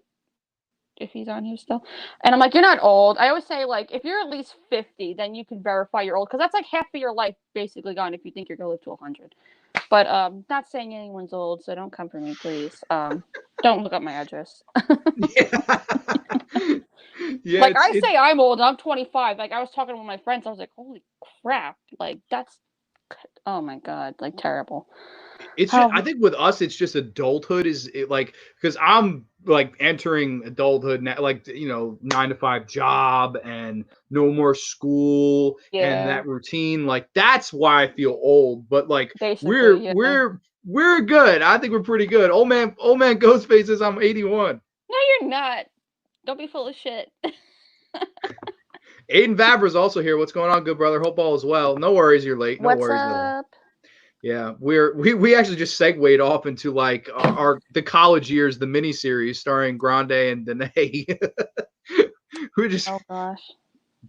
those are the times. They really were. Because I won't lie, I miss being like a student. I do. I do to a degree, but I also don't because I always got stuck with those people in groups where I'm like, God damn it, I hate you, and you're not gonna do shit. And wait a minute, this is weird. I just realized one of my Michael Myers statues was turned around. This one, and I'm just like, why is he turned around? I'm like, He's is watching you, he Danae. doesn't like what you know what he said that Halloween Kills is done, so he's like facing his head against the wall, like why, kind of thing. He's So, tapped out. oh God, he is No tapped delay out for him. for real. Yeah, he can't kill anybody this year, so someone's got to do it for him. Somebody, got to get a fan film out there before the save our souls. Something, please, anybody. I'm Oh with man. it. I'm always with a new Michael Myers fan film, just like Never Hike Alone with You, Friday 13th. oh yes, I can't wait for Never Hike in the Snow to come out. Whenever that does come out, of course. Yeah. You know what I was gonna say? It's you know how like those you remember the year like where the clowns were just popping out everywhere? You might see Michael Myers this year because there's no Halloween Kills this year, but besides the point, Yeah, we the didn't say, clown hey, we prank didn't though. start it. We didn't predict it, but if it happens, it happened. There's prediction right there. If people do the Knocking it. Michael Myers prank, the cops are gonna be fucking called though. Like They're that's already called. I mean, at this point, with everything else, shit. yeah. I remember Halloween night. There used to be a guy like around the corner from me. He would dress up as Michael Myers and stand next to the boombox, and he'd play the Oh theme. wow. And he'd stand right next to the candy, so you had to like go near him to get the candy. It was so fucking nerve wracking, I man. It was love that. Oh my god. me Who is too. he? Like We need that's to be me in friends. 20 years. That has to be me in 20 years. Like that is goals for 20 years from now. And like there was also a guy who he lived to the other side and he was the Wolfman every year. And he'd put up this like Ooh. screen above his door and like you'd have to ring 3 times for him to come. He'd ring and he'd like bark. He'd ring again, he'd howl, and he'd ring the third time. Did He'd he really fucking bark like a charge from dog? the back of his house and jump through the screen with candy. And this guy was fucking nuts, but we loved him. He was the neighborhood fucking Lon Chaney Wolfman. That face says it all, does it I'm not? like, what the fuck? Whoever thought of that is a genius and kind of insane at the same time. Like, imagine lunging like back to back to back. Like that guy must have had a workout from that. Oh my god, don't you He think? jumped. He jumped right through the fucking screen, and I remember I wish like he had like laughing. one of those. I hope he had. I wish he had like one of those like launcher things. I mean, I don't. I hope he doesn't have it for other reasons. But he could just go like boom, like on like one of those like bungee cord things and just fly into it and just throw the candy at them and hopefully it doesn't hit their face or anything. But Danae, I think you may have to debut that one in a cosplay kind of setting, right? I think people will question my actual sanity if I have like one of those bungee cord things from my freaking hallway flinging out to the door. But I don't know. I mean, I'd be all That's for a it. lot. Hey, I mean, if anyone wants to come and do that, come on down. If not, I don't know. Never trick or treat alone. That could be the title. Never trick or treat alone. Oh God, that would be a scary movie. Well, I don't Compensation. know. I feel like it's the revenge of Sam. Never trick or treat alone. Sam's revenge. Uh, Michael uh, Dougherty, if you're watching, hello. they have to make a trick or treat too at some Yeah. like that's the biggest crime to me Oh ever that didn't yeah. become a series. I don't know why they haven't done it yet. I don't know. Maybe he's just not really doing it, but I don't really know what's going on with that at all. Yeah, I don't know either. It's a shame because that movie really gets the shaft. It didn't get Oh, released in a seriously, for theater. real. So it's so lame. Aiden goes, "Holy crap, the guy's nuts." Yeah, he was a good guy, man. He was good people. Like I remember that's the shit I loved to see as a kid though. Like it would just get me into the mood of the holiday. I wasn't Oh scared yeah. of him. I was like, this guy's fucking crazy, dude, and he's giving me candy. Like he's a good guy. I can't say we've ever had anyone like that in my neighborhood. I mean, I used to go to this like Victorian house every year, where we would have like an in like the porch was basically like one of those like walk spooky walk kind of things, and it would be a different theme every year. And I remember there was this one year where it was like one of those weird TVs set up and everything like that. And then next, from behind the TV, it was like almost like Stu was back from the dead. It was like a zombie who looked like Stu and I was like, oh my god, it's zombie Stu, and he's just attacking you with the knife, and I'm just like, oh shit. I was Zombies like too. 12. I was like 11 or 12 when this happened. I was just like not expecting that. Like some guy jumping behind the TV was like that, Oh, like with a knife. So that's the funny. best. That is the best. I remember. Have you ever been to Salem? I was supposed to go this year, but COVID happened. COVID robbed us of a lot of things, man. It Fuck really COVID. did. All my concerts got robbed. I was supposed to see Slipknot. I was supposed to see Motley Crue and Alter Bridge. 2 out of the 3 are postponed till next year. Slipknot was canceled, and I still haven't seen the money. So I don't know. That's was it Knotfest last August? It was supposed to be for June 2nd at Madison Square Garden this year. Oh, okay. I had Yeah. tickets to the August show. Oh man, but I was supposed to see Motley Crue at Citi Field this year, and now that's next year. So hopefully it happens. Knock on wood. Yeah, Knock on wood. totally. But I went to Salem and they have the best haunted houses in the world there. Like Oh it my is god, I want to actually go so bad. so I go into this haunted house and they made me sign this waiver. So it's like, Oh on a level of scariness, god. what do you want? I circled the highest and I had a sign and I'm shook and my cousin's with me and she's scared as shit. So I walk in, it's like a little curtain. Next thing I know, 2 air horns in my ears. So they pretty much made me deaf. I'm like, oh, so I couldn't hear shit. So it was all like visually like an experience, and it was the scariest shit of my life. Like it was so worth. I think I paid 50 Oh my bucks. god. Best haunted house I ever went in because I could not hear Where shit. They was this? Because there's one called Nyctophobia where we live, and it's this thing where you have to sign like a waiver for it. You have to have a flashlight, and you could sign off whether or not you want to be touched or not. And you can't wear your shoes. I was like, what the fuck? Why can't you wear your shoes? what Have the you ever heard of that one? I've never. What the fuck? Why do they I have don't fucking even know foot if they're fetish, still dude? around. I don't even know. I'm just like, what the hell? Why are you wearing your shoes? You have to clean your shoes after you're done. I'm What like, what do you have to crawl and like these people gonna attack you from the sides? I have never done that one before, but I heard stories and I'm just like, They're gonna steal your I'm fucking like, I don't shoes, dude. know. I'm not taking my fucking shoes off, dude. I don't care how good it is. Like, Yeah, that's a little fucking. much. I don't know. Where That's was this? I don't remember what town it was. But you know what it is? I don't know if you noticed this, but out of all the haunts in our area, the ones done by the fire department are always the best ones. I don't know why that is. Like one year, someone was dressed up as a fucking alligator and fucking started crawling after people. I'm like, Jesus Christ, what the hell is going on? What the fuck? I was just like, what is happening right now? And I was really young when this happened. This was at North Babylon, which is not too far from here. Won't say exactly where I live. I'm mysterious. Um, but I remember that year when it happened. I was just like, Jesus Christ, this is nuts. But and then the clown house one, that one gave me nightmares for a while. But then Pennywise came back into my life, and then I was like, oh, what clowns? Clowns don't scare me anymore. I don't know that good jazz. Yo, I love clowns. Like I love. I don't know if you ever been to Bayville. That they have a Yes, 3D like clown house, and I've dude, been there a few times. it's fun. I remember one night, like I was in the clown house. I'm walking around, and there's all mirrors in there. I walked smack into a mirror and fell on my ass. My friends laughed. They were like, "You got 4 eyes, and your ass still can't fucking see a thing." And I started laughing. I was like, "Dude, I had the biggest mark. I looked like a Hindu. I had this big red dot on my Oh head God. from walking into the fucking mirror, dude. It was Oh Jesus so funny. Christ.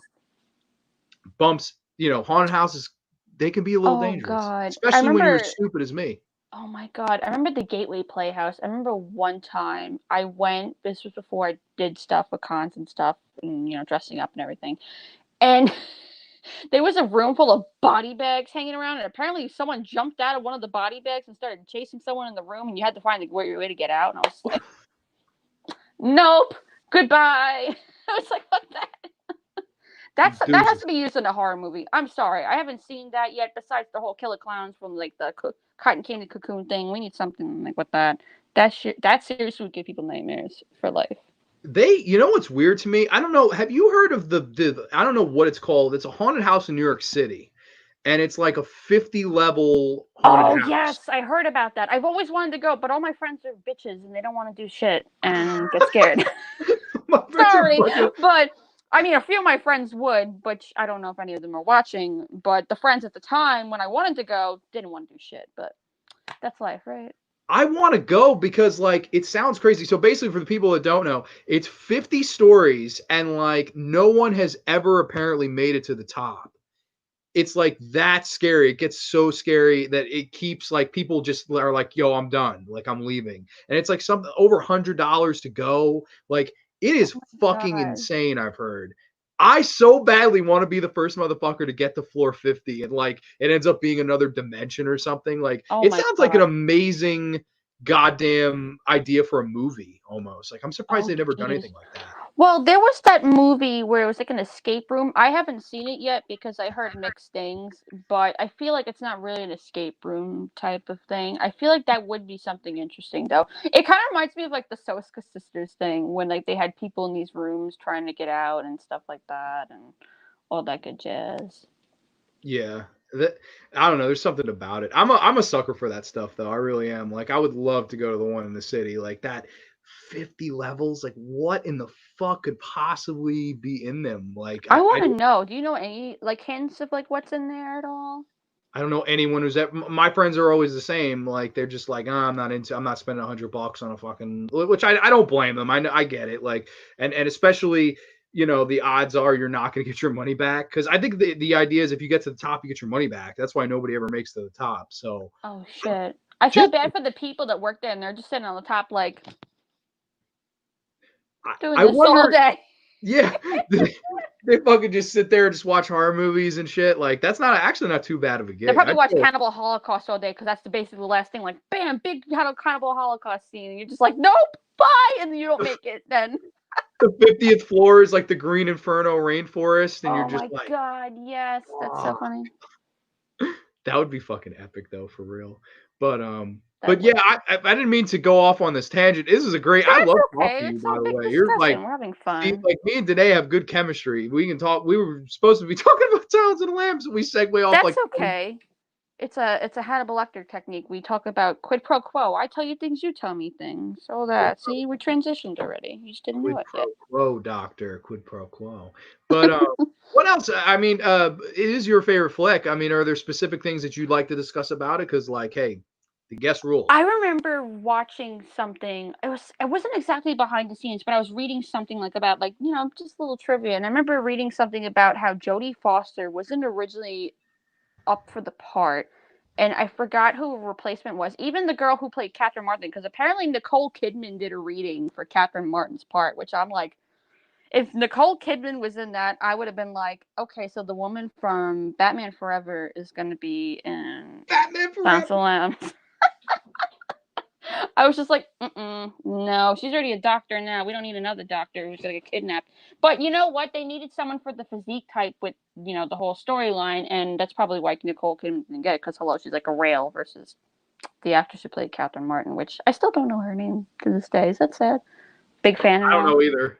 That's okay. We're not missing out on much, I guess. We don't have to know your name. But you're just a girl who's almost gonna get hacked up, and you survived. You're a final girl. That's what counts. She is a final girl, isn't she? I never thought of it that way. Basically, she survived out of all the other ones, just not at the same time. Yeah, that's true. She low key was smart trying to pull the dog in, and she didn't succeed, Yeah. but she survives. She's like, "You bitch," when she's like yelling at him. It's like, "I don't make me hurt your dog." And he's like got the gun, he's like contemplating what to do, and the bell is ringing. He's like, "Motherfucker." I Like, love I love when Jodie Foster goes in at the end. And she's like, "Where is he?" And she's like, "How the fuck should I know?" Like that's such a true like. How would she fucking know? She's in a well. She's like the girl from The Ring. She's in a well with no goddamn water, looking up like, "Where is he?" How the fuck should I know? Get me out of here. That is the perfect response because that's exactly what I would say. I would just be get me like, out of here. Oh god. "Bitch, pull me up." You know what part really kind of like got me nervous and was on the edge of my seat? The part when she finds Mrs. Littman in the bathtub downstairs rotting, and then next the lights are out, and I'm just like, oh fuck, she's fucked now, and she's just like, and everything like that, and then you just see through his point of view and like the night vision goggles. That I felt like was done so well, and then all of a sudden she just shoots him like right there, and he's just like at the end, and I'm just like, well, is that luck? I don't know what it is. She must have looked at the back of the corner finally, after all that time in the academy. Yeah, I think that was what they were trying to say. She learned from her past mistakes and now she's grown into this bigger, better cop bigger, better person, bigger, better everything. And like I Yeah. think that whole finale is so well done. How Oh they yeah. give you kind of that glimpse of, okay, the feds are here and they're knocking on the door. They set this up and it's not his house. I know, and he's like, "Oh, Clarice," and then she's just talking to Jamie Gum, and I'm like, "Oh no, it's the house." That got me nervous. I'm like, "Oh fuck, she's gonna get killed," because that was before I watched the movie before I read the book, so I didn't know what the ending was. So I was just like, "She's gonna die. She's gonna die. This is what's gonna happen." But then I'm thinking like, "Oh, she's a final girl. She ain't gonna die." And then, She's kicking ass, taking names. Buffalo Bill didn't oh stand a chance. hell yeah, hell I love how they set that whole thing up though. Like I remember I was like, when I first watched it, I was like, so the cops are gonna get him? I was like, that's a little lame. yeah, And like they're yeah. gonna take the credit and then all the old switcheroo, genius. I thought that was so wonderful. I thought that was so Oh really yeah. cool. And the whole goodbye horses thing, somebody Aiden mentioned it in the comments. The goodbye horses scene is Which version? The Family Guy version? No, I'm kidding. or the Clerks 2 version. See, that's been Oh parodied God. 100 times. It always is funny, man, because it's just the first time I saw it, I was like, why am I so like weirdly into this? And I also in the back of my head, I'm like, why do serial killers always have the best taste in music? Oh Like, yeah. You know what's so funny about the artist Q Lazarus? I didn't know it was a woman singing until I looked up the artist. I was like, oh my god, she's got like a very deep voice. I was what? amazed. It's even funnier because you think it's a boy, but it's really a girl, and it kind of makes sense with the whole like transformative scene there. That's why I was like, oh crap, she is like a straight up it's not what is the term? It's not baritone. It's like an alto or something like that. I forgot the exact name. Contralto. There you go. It's been a while since I've been in the music world. Hugh Lazarus is a woman? What the fuck? I never ever knew Yeah, that. I was so shocked. I was like, "Holy shit!" I'll verify my sources, but I'm pretty sure it Oh was a no, I woman. believe you. I'm just saying, I like, was like, "Oh my I'm god!" shocked. Yep, What the straight up, fuck? she was a woman. 1988 single, and the song was written by a guy, but that's about it. Yeah, shocked, right? I'm pretty flabbergasted. Like, I had no idea. I That's was like, did they do this on purpose? Like, I didn't know if they did, but they you must have. know, this is something I definitely, I wanted to ask you about. Do you think I think almost a lot of this movie and with the greatest movies, any movie, I feel like almost some of it happens by accident. Like, Yeah. I don't know if quid pro quo is supposed to be this great memorable thing, but it Oh is. yeah. Just like in Jaws, when he says you're gonna need a bigger boat, that was all ad lib. That was never supposed to be in the script, and they just kept it when Rush Rider said it, and you're like, all right, it Yeah, works. and all of a sudden it Yeah, becomes and that's the like most the most famous. iconic moment. Yeah. It's so strange how stuff. I think a lot of movies work that way, and this Oh one had yeah. so many moments like the Farber beans and I ate Just his like when they liver. Like, called the dead fuck scene in chapter 4, that was all ad lib between Crispin Glover and I forgot the other actor's name, but I was just like amazed. I was like, wow, this is awesome.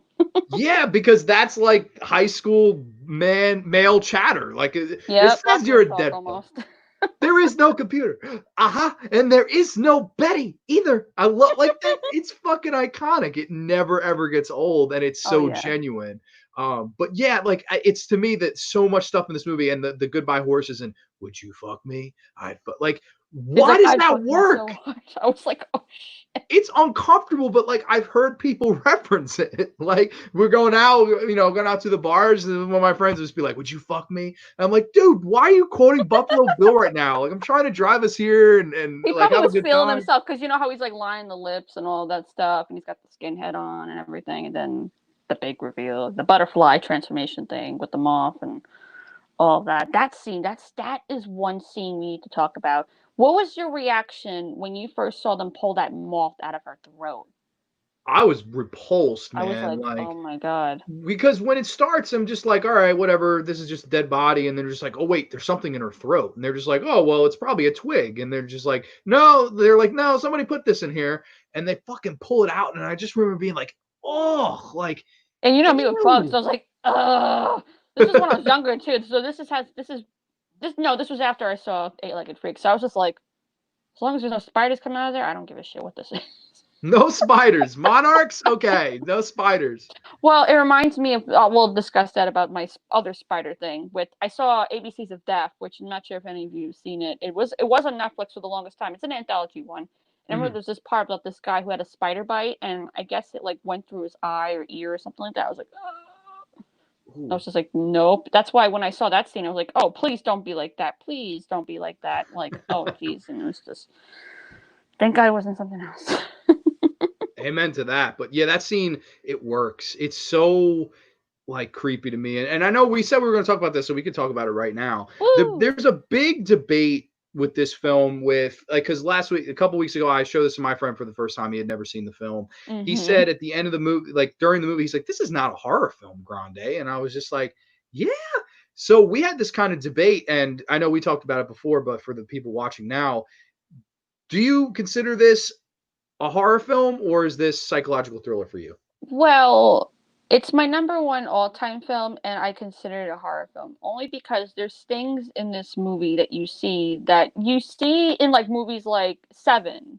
That's where like whenever I think of similar movies, I think of Seven. When you see the deaths, like a lot of people say that wasn't initially horror as well, but it is because you're seeing these bodies, how they're torn apart and everything. Like when I first saw like the body, when they took it out of the river, when they saw the back with the skin and everything, I'm just like, how is that not horror? You're seeing a mangled body, deformed, disgusted with the skin and everything else, and then all these other things. And you're just like, how can this not be? And then the big part with the cage when the guy's just like spreading eagles like an angel with his like insides coming out. I'm like, how is that not horror? There's gore and everything, blood, gut. I mean, yeah, there weren't any boobs or any of you who like to see that shit.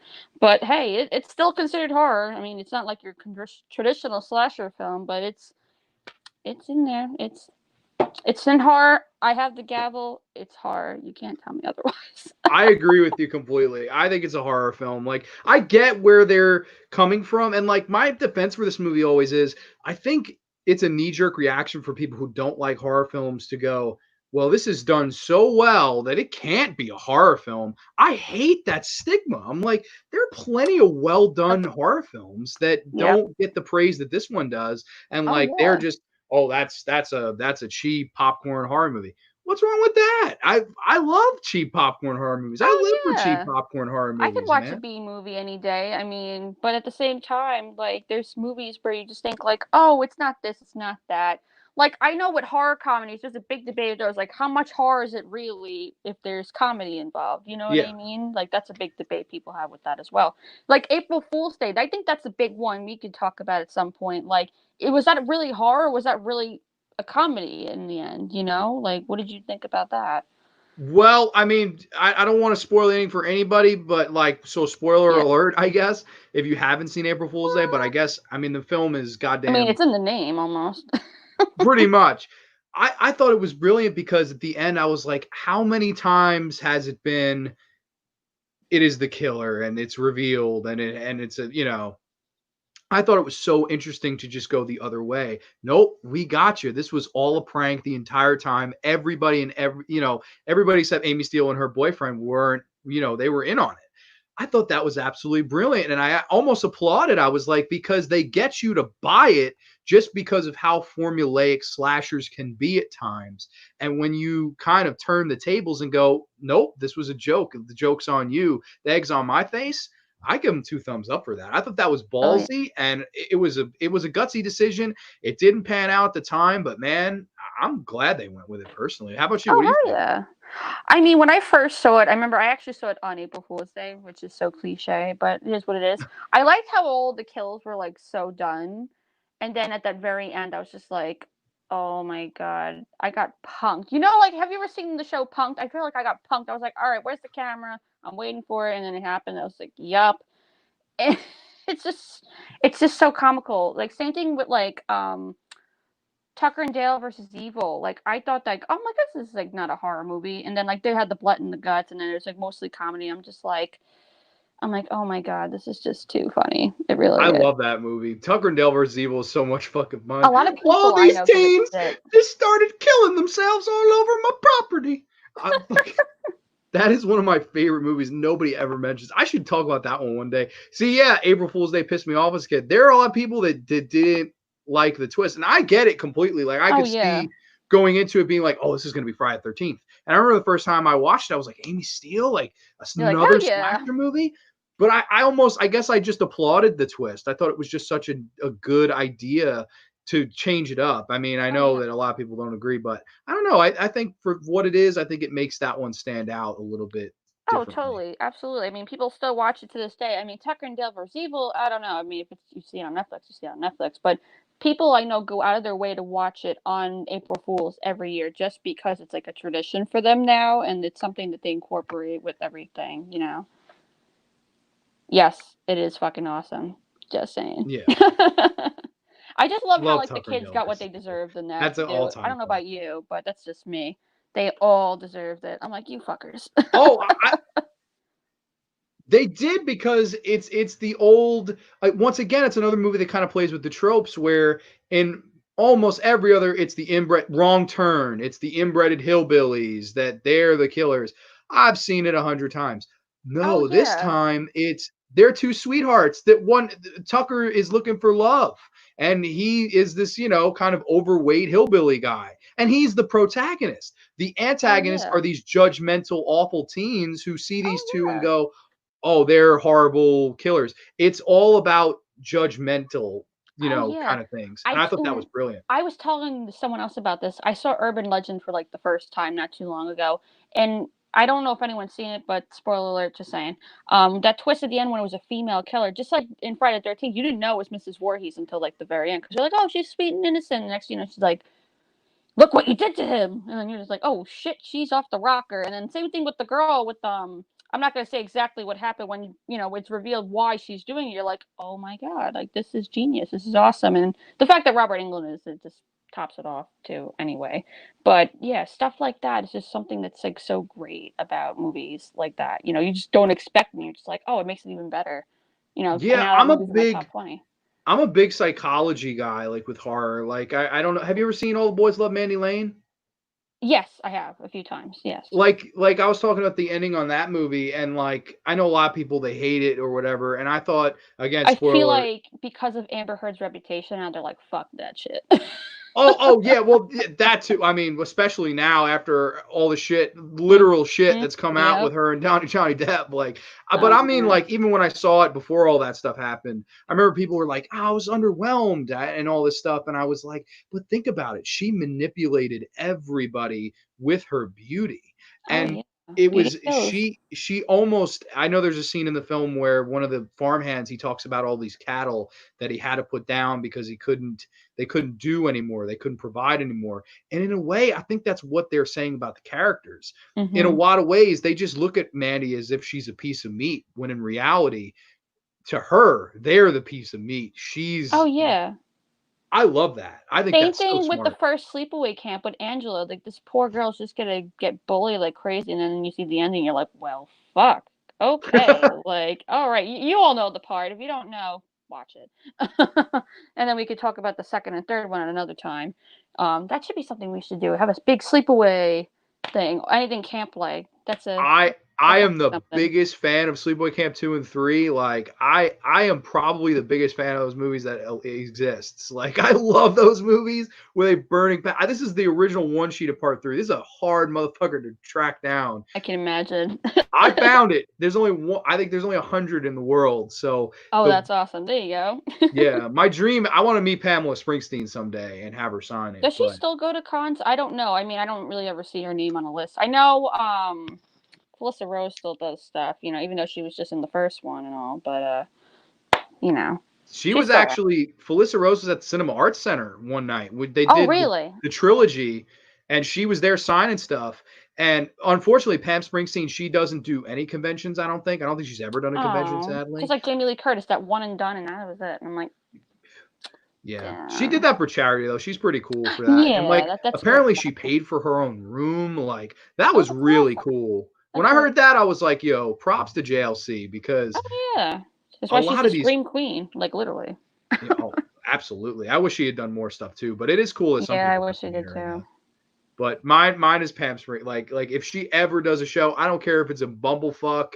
I excuse me, I will fucking go. Like I promise you, Yeah, I will first class. I'll be VIP. I wanted her to sign that and be yeah. like just meet her because she's like one of That my was icons. that was like me with Chris Sarandon and Brad Dourif because I loved him in Fright Night, one of my favorite vampire movies of all time. And Brad Dourif, I mean, hello, he voiced Chucky. He was in Lord of the Rings. Like, I was just so pumped to meet both of them at the same con. And then when everything happened, I'm like, oh, I'll do anything to meet them, anything. And then I see Chris Sarandon got added for the Love of Horror Con in the UK. I'm like, well, that's a bit of a stretch, but hopefully he comes back to like the US in a close area so I can, get that off my little bucket list type thing. So hopefully, but you never know. With shit that going would be cool. down. Like you do the photo op of like you guys dancing. Oh my god, I would probably faint if I even did that. It's terrible. It really is. Like my obsession with him as that character is absolutely terrible. Like do I have it? Yeah, like my friend Alyssa, I don't know if she's on here, but she literally made me this and I was just like gagging the whole time. I was just like, Jesus Christ, how can I have that in my room? Oh my god. So funny. This is awesome. That's big facts. Like I'm just like one of those like people that like I don't have that many that I want to meet, but man, like when I do, I'm just like I'm gung ho about it. Like I go ape shit for it. So Amy Steele, that was one of them for me because she's like my favorite final girl ever. So when I met her, checked it off the list. And then like with Pam Springsteen, she'd be my favorite slasher. So like I really would love to because I just love that she's almost like a female Freddy Krueger, like cracking the one-liners and oh my god, say no to drugs and drops the match on that girl and burns her alive. I was like, oh my god. And the outhouse is shit, like that mean bitchy girl, and she's just like, what's down there? And the girl's like, oh, well, there's shit. And she's like, well, that's your favorite word, isn't it? Why don't you go down there and see it? And she's like, puts her in the house. I was like, terrifying. You kind of think drowning like in females. Shit. You think like the female killers could be almost more brutal than like the male killers almost in a way, especially with certain things. I mean, to be honest, like I know no one could really top Jason Voorhees in regards to being brutal and everything. Maybe Victor Crowley, maybe Freddy when he wants to be. I mean, come on, welcome to prime time, bitch, and then bam, right in the fucking television. But anyway, but there's just certain things about female killers that I feel like they get underrated because of that, because they're like, oh, they're girls, they don't have that like demeanor about them, and then it's just like bam, like you just get mind blown because of it, which I feel like we need more of them around. I think we do too. Like my thing is with the genre, final girls are always the protagonist, and I'm cool with that. Yeah. But I think the reason I love Angela in 2 and 3, she's, even though she is the antagonist, she's the main character of the film. Yeah. What slasher movie do we really follow the killer the entire way? Like Jason is the antagonist. He's not the main character. Obviously, he doesn't speak. We follow, of course, the final girls, and then in the Freddy movies, we follow Nancy. We follow, Lisa Wilcox as Alice. But that's why I really, really love Sleepaway Camp 2 and 3, because she's winking at the camera, killing all these horrible, immoral people, and winking at you while she does it. And there's some kind of a charm that just always gets me to laugh. Like I love, there's in part 3, some girl comes up to her and goes, hey, do you know where I could score some good Coke? You look pretty fucked up. And she goes, yeah, there's a machine in the dining hall. I love that. Like, go get the fucking Coke machine. She's like, I mean, like blow. She's like, oh, I got you. Fucking puts like it's like dish soap and it's powder, and the woman snorts it and dies. Like, that's my shit. I wonder like, if anyone ever attempted that on someone now. I'm just like, oh shit. Like someone probably got a bad idea out of this. I think people would have to fucking know that it was SOS or soap instead of fucking cocaine, but I don't know, man. Like, I feel like if they knew, what's so funny? Like, I feel like when you think about how dumb certain characters can be, you're just like, how the fuck do you know if you've done it before? Like, wouldn't you know? Like, hey, something's not adding up here, kind of thing, But I don't know. I guess they didn't figure it out yet. Yeah.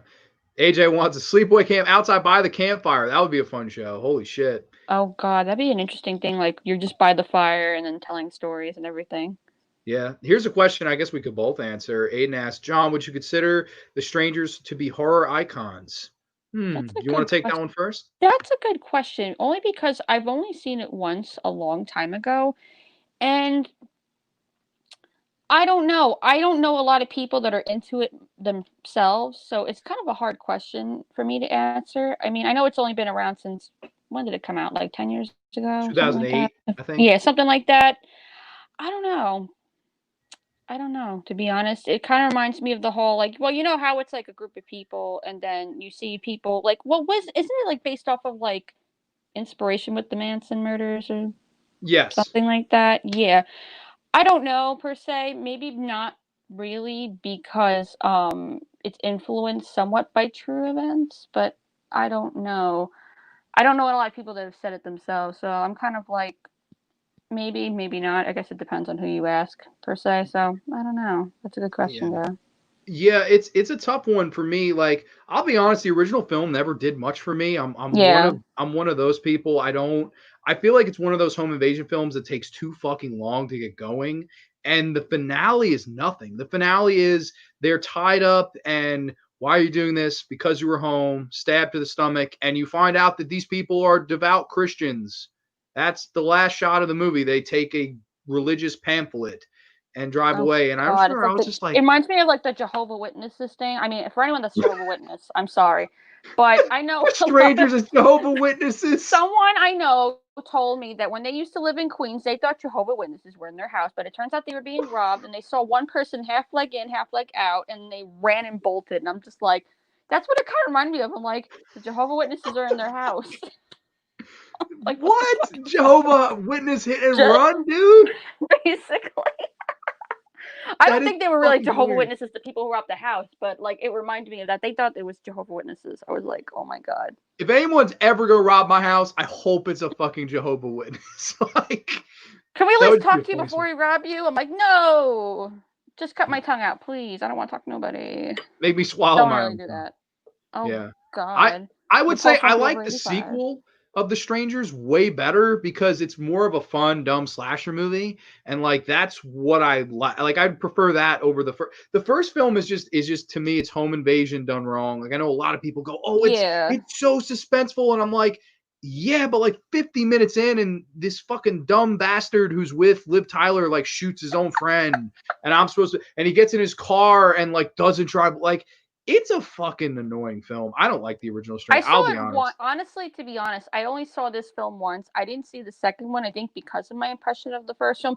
That's what happened to me with the Purge movies. And for anyone that loves them, I'm sorry, but after that first one, I was just like, they're coming to get this one guy, just almost like just because. And I was just like so fucking annoyed by that. And then obviously they kill off my fucking favorite character in the goddamn movie every single time.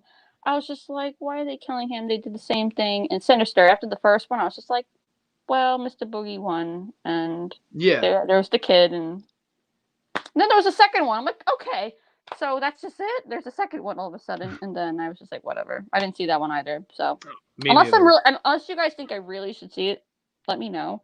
But don't really have any plans to see it. I don't think anybody's gonna be recommending fucking Sinister 2 anytime soon. I'd be shocked. Yeah. Aiden does agree with me though. He says I like the Strangest Prey at Night more than the original as well. Yeah, the sequel is completely different ballgame. It's just a fun slasher movie, and it has some good action in it. It has, of course, Aiden mentions the pool scene.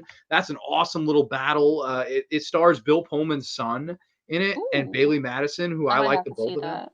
I might have to see the second one.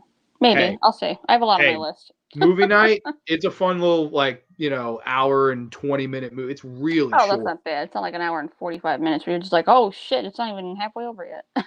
Oh my god, yeah, yeah. Horror movies, hour and a half at the most, man. Unless it's Silence of the Lambs or, classic. Yeah, Midsommar. Holy I still shit. haven't. Yeah, I'm still waiting on that one. I don't know if I'm ready for it yet. That's a long. That's a. Hey, I watched The Irishman. That was like 3.5 hours, and I was like, holy shit. How did I Did you finish like this it? movie? I did. It's not my favorite Scorsese film though. Goodfellas will always be my favorite. Still my top five of all time. That film, but I don't know. It just I liked the story, but everyone I watched it with, I've only watched it twice, so that's like 6+ hours of watching this movie.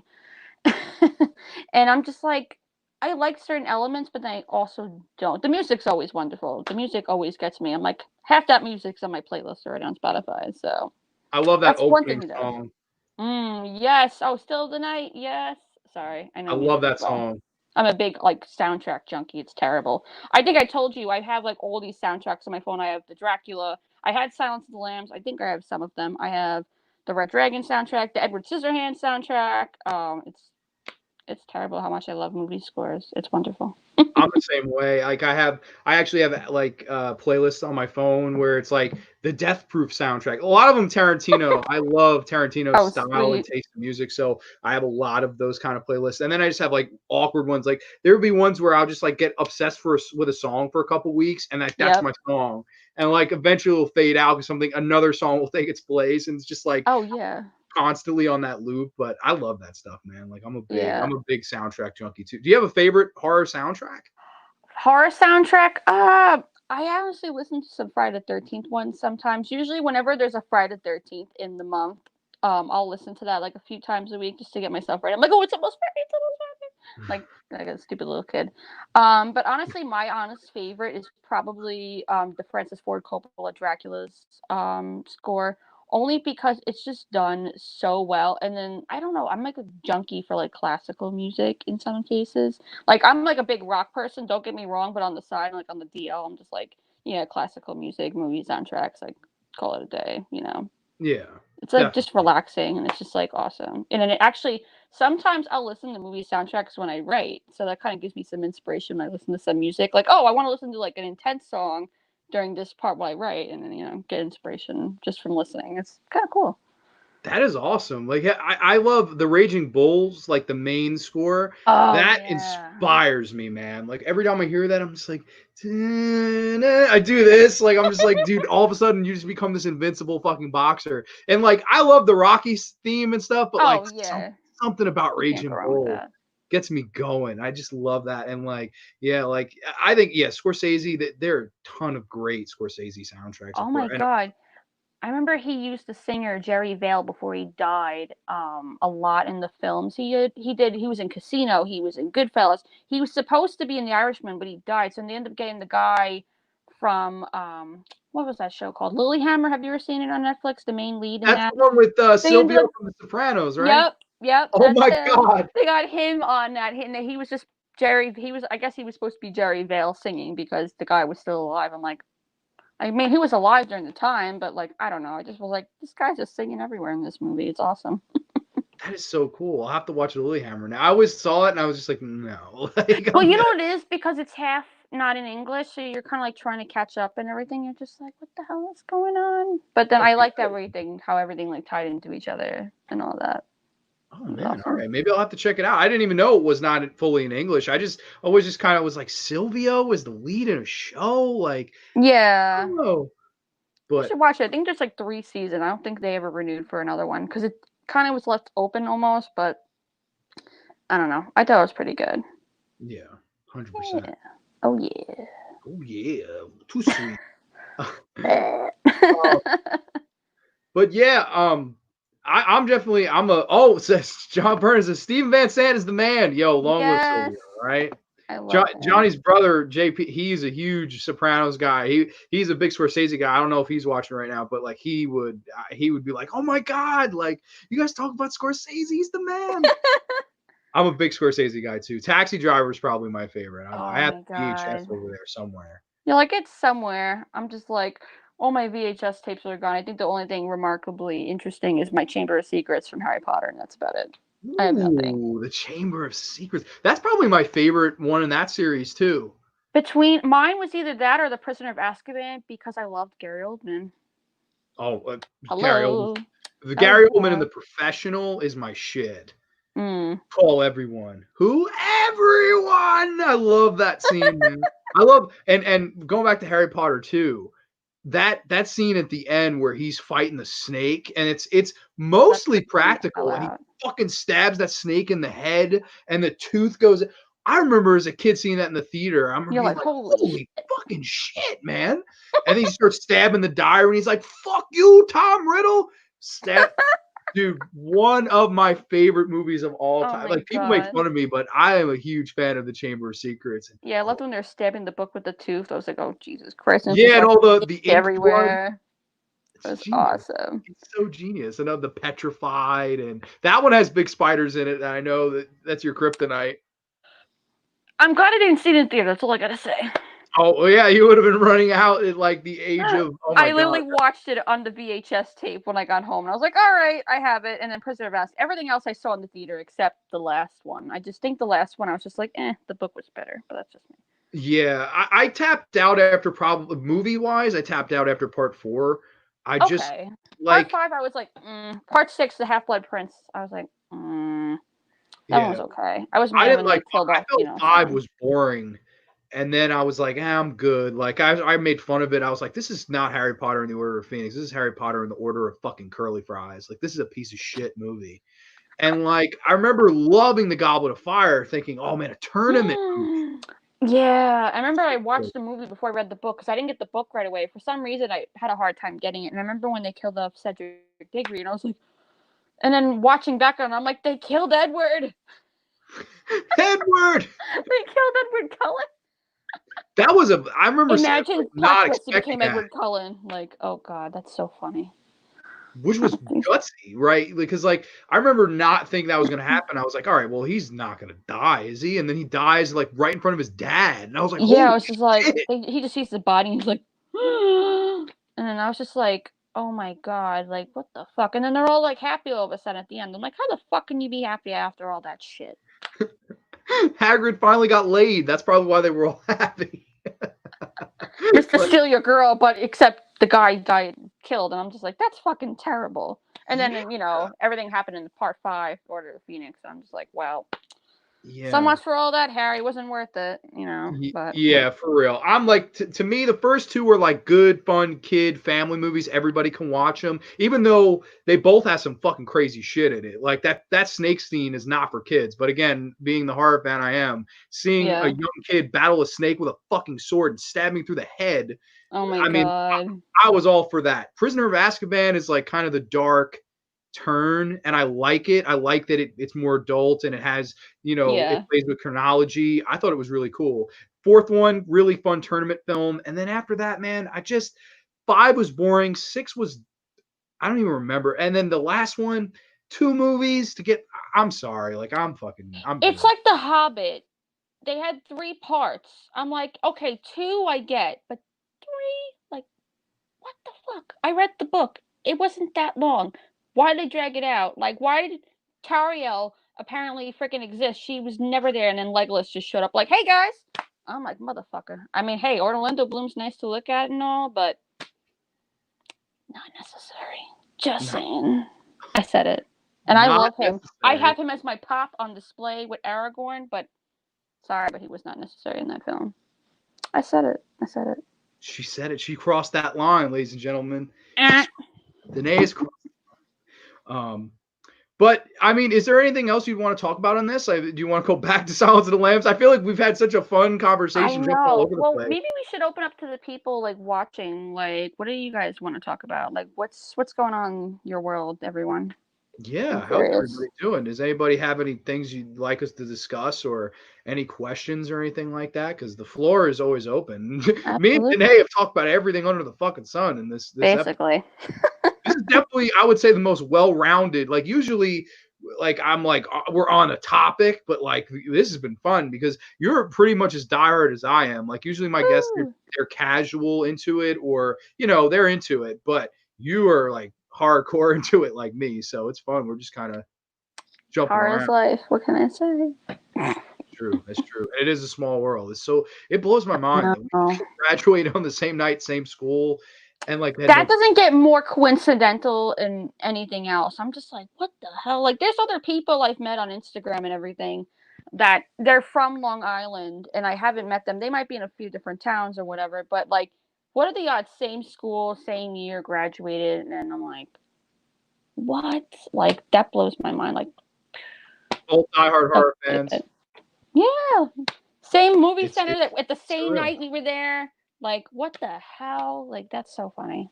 I can't believe that stuff. It's totally fate. It really is.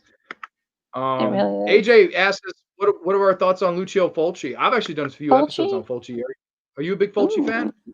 I honestly haven't seen that many films of his. I don't know what it is. Maybe it's because I know he's an Italian director, so I haven't seen a whole lot of like the foreign films and everything like that.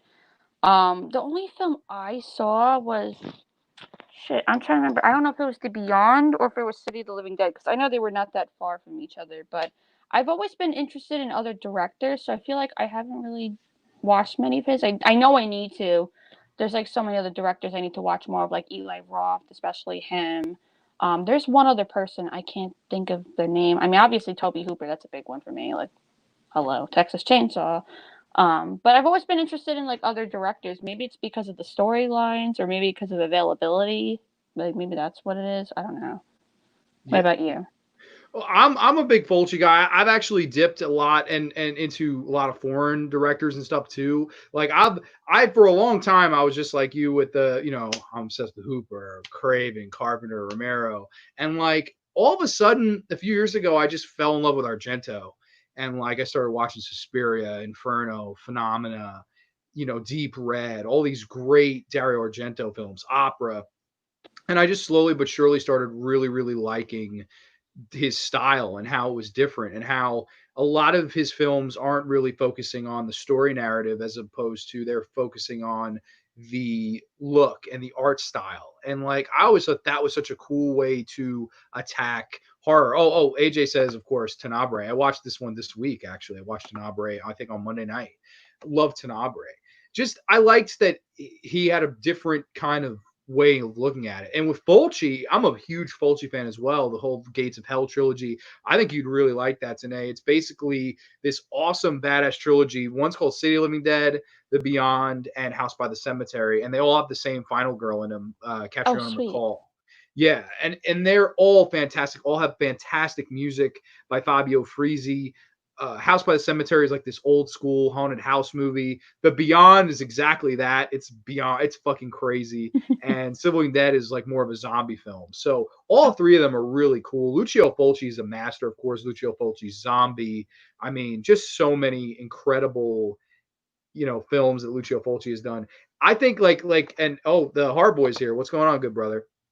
I know Nate was just like in your boat. He was all, American horror and stuff.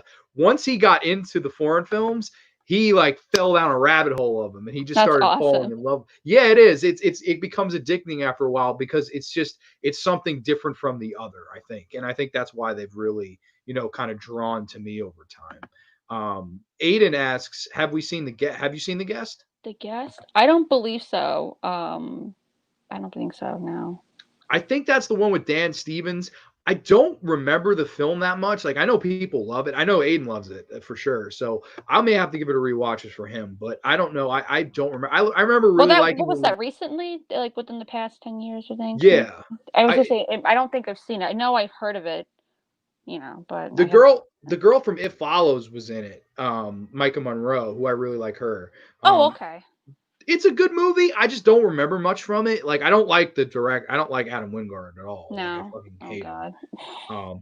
Like because he made Blair Witch 2016, so I'm good on that side. Oh, okay. That makes sense. Yeah, that movie pisses me off. Like I don't, no good, no good with that. Yeah, Nate saying, yeah, man, Italian horror is good. Just watching J horror. See how you kind of fall down. Now I'm going to Japan. Now I'm going to go to Mexico. Now I'm in Canada. Like There was something that just recently started on Netflix. I think it was like the Ju-On series or something like that. I forgot what it was. It's something to do with the Grudge, yeah, maybe. Ju-On is The Grudge. Yeah, I haven't. I've only seen it once too. Is Not. it a prequel series? I don't know exactly. I know someone posted about it online, and then I didn't really see much feedback about it other than that. But I don't know if you saw it or know of it or whatever. I honestly don't even know, but I remember I know they made the Grudge movie in January with John Yeah. Oh, I Cho. didn't see That that one yet. sucked, No. Oh no. unfortunately. But I Oh no.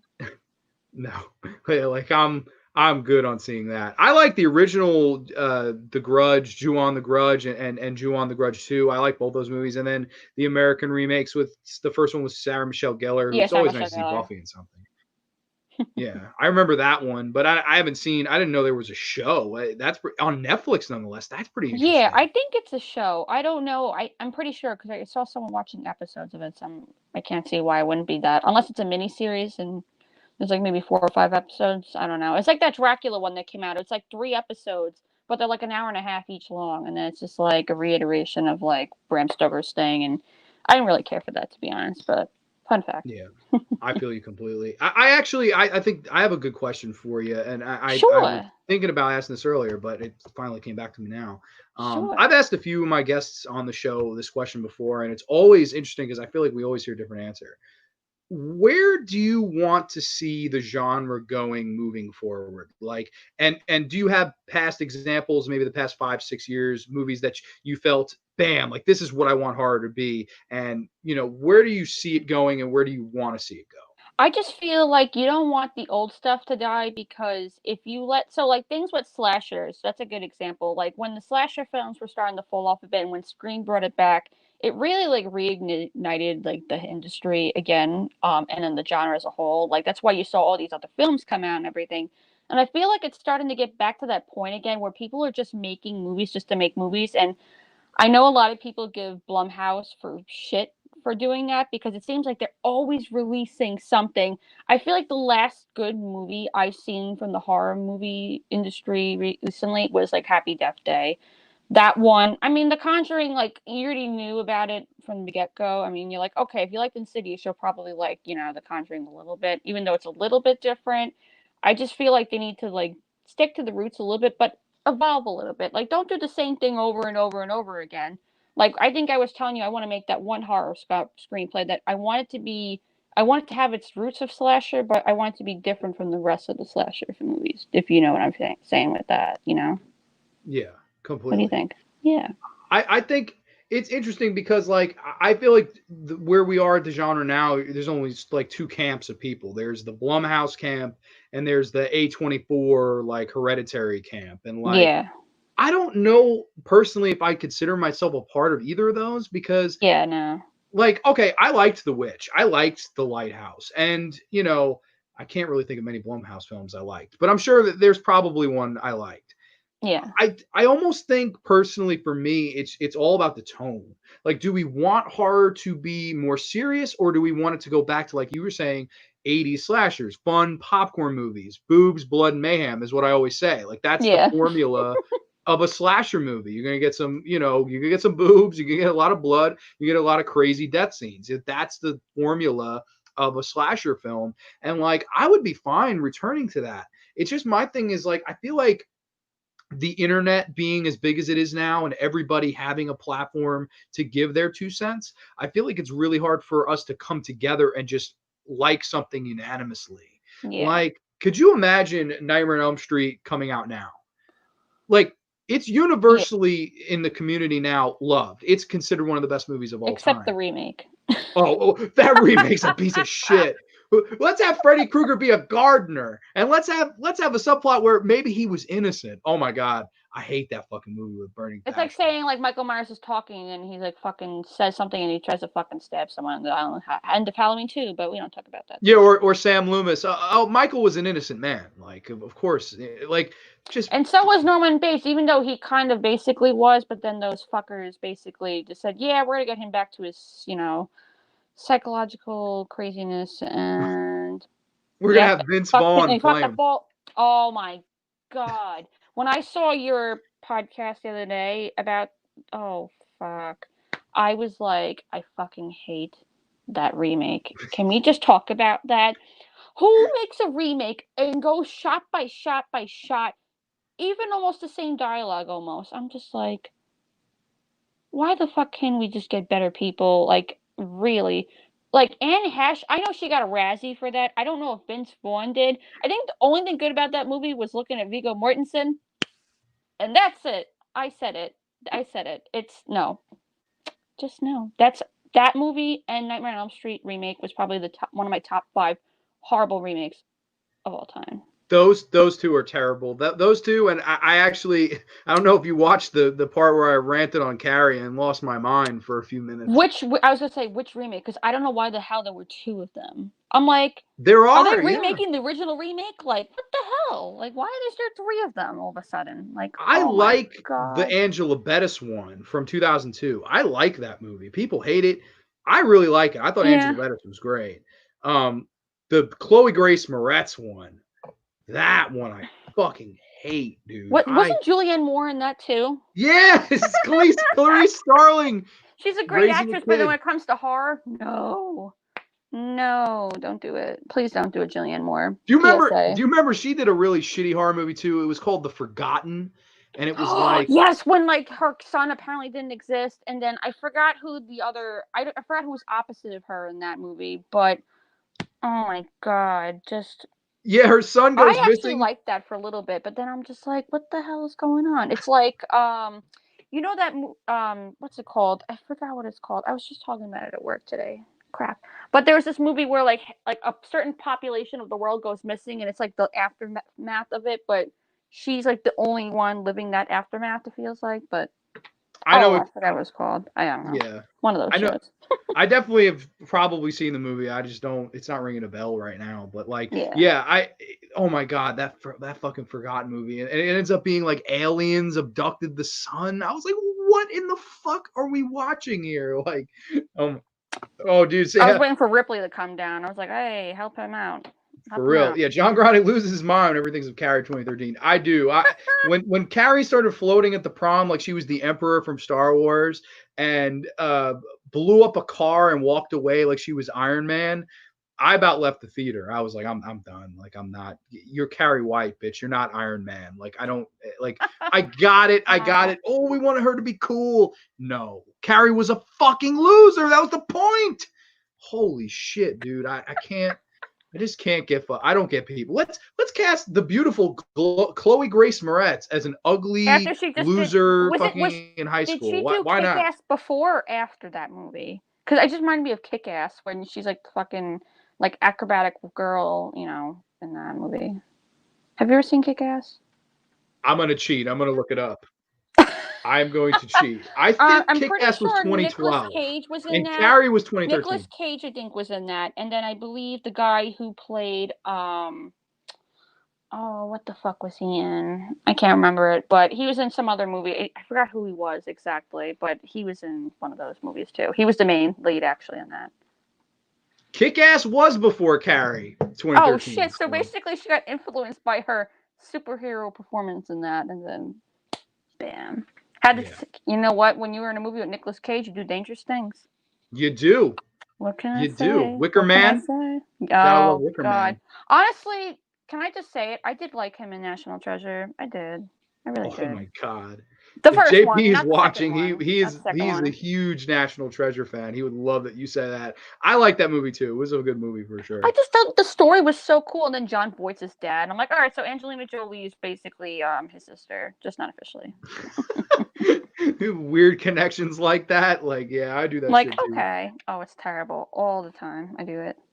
Yeah, I'm that way too. Like I'm always thinking weird shit like that. I'm just like, well, if you put these two movies together, they're related. Holy shit. Yeah, I was just telling somebody. I don't know if Wes is still on, but I was saying how like there's a part in Urban Legend where you think Jared Leto is the killer, and it's before American Psycho comes out, and his name happens to be Paul in the movie. So I mean, they make you think he's the killer. So I'm like, oh shit, he's the real American Psycho, and Christian Bale is pretending to be Paul Allen. Therefore, Paul Allen was the original American Psycho. But then it didn't turn out to be that way. So I was like, oh, like that connection would have been awesome, but it didn't happen. I've also heard the Batman Joker connection, like where Christian Bale played Batman and then Jared Leto went on to play the Joker. Like I've heard that. Like it's Batman versus the Joker. Batman still wins. Like I've Yeah, I heard know. It's like, that. I love shit like that. Like it's fun to kind of just be like, holy shit, like this worked out this way. It's so kind of cool. oh, Like absolutely, it's all fun the to make time. like kind of things like that. Oh, the bees! Someone comment the bees, not my eyes. The bees. Nick Cage and Mandy. Yeah, I liked Mandy. Mandy was good. Mandy was bad. Yeah, I liked Mandy. Mandy was a good flick for sure. I definitely I dig that one. But is there like I know you were saying that like you definitely want to see the tropes played around with for the future. Is there a specific movie that like you just want? Do you think there will be another movie to move us ahead? Like to me, Scream moved us ahead. Then it was probably Blair Witch. Then it was Oh Saw. yeah, Then it was Paranormal Activity. I feel like we haven't gotten that. Whether you like or dislike those movies, I feel like we haven't gotten that movie to move us along in a long time, man. I feel like there was a movie this year that probably could have pushed us there, but because of all these movies that got pushed back, we will never know. Like we're still waiting on Candyman. Halloween Kills is a big one because like that's gonna be the thing that either makes or breaks these new trilogies because I know a lot of people have beef with Halloween 2018 because there was a lot of things unexplained, a lot of things that didn't make sense, and they want to know exactly how this second movie is going to amp up to, the original, to the, 1978 film. So I feel like there could have been potential with that, and continuing that legacy of Michael Myers, but we don't know what's going to happen yet because, everything got pushed back. Same thing with Conjuring 3. That's probably going to be something that it's either going to solidify the whole paranormal universe or it's not, because like the second one, I know that's a hit or miss. I personally loved it, but then some other people were at least like, the first one was better. So I don't know what you think about it, but hopefully there's something that's like fresh and new to kind of get us back to where we are again with the horror. I really like Conjuring 2 to answer that. And like, my thing is though, like, do you really think like a Candyman reboot would, like, to me, all the movies I mentioned before, like Saw, Yeah. Blair Witch Project, those movies were original, movies that added new things to the genre. Thus, we got ripoffs. Like, Oh yeah. without Scream, we don't get I Know What You Did Last Summer. Without Scream, Mhm. we don't get Urban Legend. Oh And, like, yeah. that's why Scream is so influential. And then without Saw, we don't get Hostel. Without Saw, we don't get Craptivity. We don't get all Turistas. We don't get all these Yeah. ripoffs. I'm waiting for that film. I want to see the next film to just be like, people be like, oh, we got to try to do this again. Because Mhm. it just seems like the community gets so divided over every movie. It's every movie's polarizing. You don't just dislike Hereditary, you fucking Oh love it yeah. or you hate it. You don't Yeah. just dislike The Witch, you love it or you hate it. I So I'm feel just like kind of hoping yeah. that we get that movie that you go ahead. You good? I feel like it's not just horror, it's like animated too. So I don't know if you've noticed this, but Disney is bringing back every classic film to make it live Oh, I've action. noticed. And they're really running out of Stupid. ideas. And I know Frozen, they're still banking on Frozen because that was the last film I feel like in animation world that really like pushed people back over again. And you're still seeing new things, and Disney's always going to make money no matter what.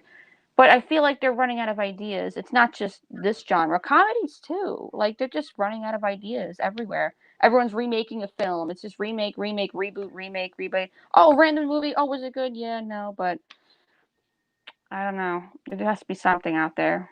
I hope so. I just hope so. Like I'm just like I'm not excited to see the new Candyman reboot because I always felt that the two sequels that followed the original weren't worthy. But at the same time, like I don't will that movie really like move us along? Like I'm Yeah, not and it was kind expecting of it more to. recent. It was a 90s film. So I'm like, I know it's over like 20, probably over 25 years now, basically almost. Or like, Yeah.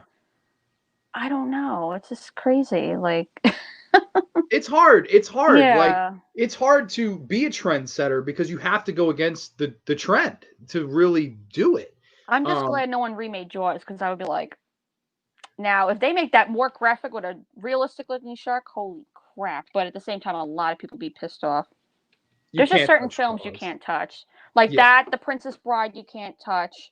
There's just so many films I could think off the top of my head. I'm like Psycho. Why the hell did you have to touch that? Why did you have to touch that movie? Like, They wanted to know what it would look like in color with shitty actors. Pretty much I the could only have did that in reason. my backyard with my neighbor's old house. Like low budget. Like, hey, I'll get freaking Andy Perkins' grandchildren to come. Hello. Yeah, I don't. It's bad, man. I just can't. Like, it just baffles me why they try to remake certain things. Aiden asks, I don't know if why it's not. Okay, here it is. What are your thoughts of the teaser of Halloween Kills? We haven't talked about this. It just came out yesterday. No. I feel like it was a tease that, well, I like that there was a tease that it kind of shows you that Michael got out. But I just can't wait to see how he got out. Like, because I was asking James G. Courtney actually when I met him, I said, what was the most difficult scene for you to film?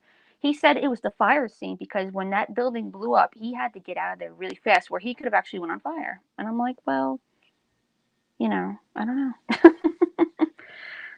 I like it, but I want to see what's going to happen. I really do. I'm Yeah. curious. I honestly, man, I'm not. I thought it was shitty. Like I watched. I was like, this is your teaser. Like it's just them driving off and Jamie Lee going, no, Let it don't go back to burn! the fucking house. Don't do it. Don't put the fucking fire out. I was like, what? I would have loved to see him walking away from the house and then show them in like the ambulance or something, and then they see the sirens pass. I feel like that would have been like even more interesting without them knowing that he actually made it out. Yeah, I would have just showed something like badass. Like apparently, okay, so they're building that movie on the fact that it's going to be like a big body count movie. Like that's what John Carpenter's like. It's the biggest body count I've ever seen. I What are I, they I gonna like highly eliminate the doubt. whole hospital after the whole COVID thing happened? I'm like, oh Jesus Christ, this is gonna be fucking. Oh Oh my God. god. It just makes me hearing Oh Hospital and no. Halloween. It makes me want to watch Halloween 2, which is much better than any of these movies. Yeah, that's like my favorite in the franchise too. But No fucking way, really? It's yeah, my it's favorite Halloween too. 2 in the first one. But I Me always say, too. but it's in it so it. But this makes no sense, and I don't understand my logic with this. But Halloween is in my top 5 of all time, but Halloween 2 is my favorite Halloween movie. Does that make any sense? Like, Not really. no, but it's that's what it is, and I accept it. I think the second one is just the fact that I just love it more. I just something about it. It's more grand. It's like Oh all yeah. the kills in it and the atmosphere and the chase at the end and the whole like it's time, Michael, and lights the boom, big old fucking explosion, and he's still coming for her. I don't think you could top Halloween 2 in 1981. That's kind of my thing with these new Mhm. movies, and it's like I almost feel like these new movies, and you could correct me if you think I'm wrong. I think for a lot of people, all they had to be was better than the Rob Zombie movies, and like I don't get that. Like Yeah. to me, it has to be a good movie on its own. And like I had a tremendous amount of problems with the 2018 film. I personally, like I said, out of the theater, I don't know, off-screen kills out the ass. I think somebody counted. There's like 9 off-screen kills. What the fuck? Like that's I was just crazy, dude. like, I like that they like included a little bit of comedy in it, but like when that kid's like, "Oh shit, fuck that," or when he just fucking ran out of there, and he was at a con, I think, when James G. Courtney was there. Funny, but yeah, I didn't like certain aspects. Like I didn't, I feel like they need an explanation of how he got in there. Why were the podcasters even important besides the fact that they were part of a body count? That we didn't get to see. Yep. Yep, exactly. And then like the Yeah. mask part was just like what? How the fuck did you have this mask? Like why couldn't he just find it in like somewhere else, like in the I don't. actual house or something? Like he left the original mask there at the house or something like that, or whatever the fuck, and then just yep. Yeah. I just like to me the scene that epitomizes why I hate that movie is the scene with the babysitter girl and she's tucking the kid in and Michael's in the closet. They show it all in the trailer. Yeah. The next thing we see is they cut to the boyfriend in the garage like screwing around on a motorcycle. And he's like, "Oh, I'm coming for you, baby." We see him go to the kitchen. He grabs a knife. He runs up the steps, and they fucking cut the scene. And I'm just like, what? And then when they cut back, they're both dead, and everybody in the theater was like, oh my god. I was pissed. I was like, you have to be fucking kidding me. If this was Yeah. Halloween 2, I would have seen that guy get fucking mangled, crushed, or Oh, Halloween 4, like Brady getting his head crushed in. I want to see that shit, man. When they didn't show that, big fucking negative for me. Huge. I mean, and he's known for his on-screen kills. That's why I was like, why are you like monetizing him? It seems like it's like, no, Michael, you can't show people what you can do. Like, no. No.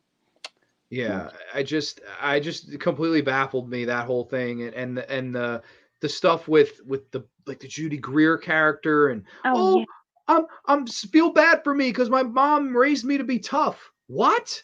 What the fuck? Why would I feel I bad for fucking you? can't stand her. I saw her in 13 going on 30, and I'm like, this bitch is in this movie? Oh no. That's exactly what I thought. I was just like, oh, you got the bitchy girl from 13 going on 30 making fun of Jennifer Gardner and Mark Ruffalo, of all people. And yeah, no. I was not thrilled with her character at all. She sucked, dude. And like at the end, she Honestly, I suckered her won't be in. surprised if she ends up dead and it's just Jamie Lee and, the granddaughter, whoever the actress name is. I can't remember her name. Andy I Manichak. yeah, I wouldn't be surprised if it's just them two left. I But yeah. personally like this was my pitch when I saw the movie. Why not get Ellie Cornell and Danielle Harris to play those two roles? That's what Because I they're thought too.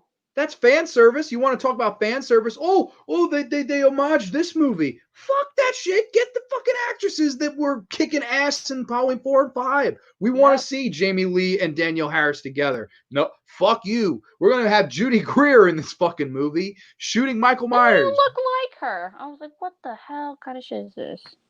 Horrible. Horrible. I hate that movie, to be honest with you. I don't know if I could ever sit and watch it again. It just annoys the hell out of me. Like, one Yeah. of those movies I couldn't get into. I'm happy people liked it and I'm happy it made money. I'm always happy when the genre does well, Yeah. You but know what's man, so I don't know. funny? You know the part that we were just talking about, the closet scene and everything? Yeah. That was the part where I actually saw it in the theater where I told you, in the Regal Theater, and the fire alarm went off at that part, and everyone got pissed because someone was fucking smoking or some shit in the theater, and we missed like almost half of the movie. There was like maybe like 20 minutes left, and we ended up getting a refund and having to go see it all over again. And I was just like, God damn it, I want to know what happens and everything. So we saw it again, and then we were disappointed again. I'm like, what the fuck? Yeah, because Like, you don't see anything. I'm like, that was like a trigger warning. It's like, warning, you're gonna be disappointed right now. And then It was. It really was. Like, I I was like, remember in God the damn. theater and everybody gasped at that guy was pinning. I was ready to get up and fucking yell at the fucking screen. I was like, I didn't see that dumbass die. Are you fucking kidding me? Like, even people bitch about Halloween 5, and it's a bad film. And Resurrection. Let's just Yeah. talk about that one. However, I get to see that fucking jerk off die with that little rake thing that Michael just swats at his face. That's Yeah. awesome. I got to see that, even though it's not the greatest movie in the world, at least they show the fucking kills. And that Oh guy's hell having yeah. sex with his girlfriend. He gets the rake to his back. That's an awesome kill too. Like, Oh hell yeah. I'm all about seeing my kills on the screen with Michael Myers. I mean, So when that kid got like killed by the graveyard, I was like, fuck yeah. I was just like, oh my god. I was just like living for everything in that film. yeah, I It was feel you just completely. awesome. It is. It really is. But yeah, I don't know. I hope the new movie's better. I hope they fucking decide to show the kills this time. It's in the title. Halloween kills, right? Question: will they show them? I don't know. I really. Next, you know, you just see Sam poisoning all the candy, and it's just like, huh, plot twist. There's a collab involved, and like some shit. Hey, Michael versus Sam. Any goddamn day of the week, I will take that. I know a lot of people want to see Michael versus Jason, and I know there was a fan film out there somewhere.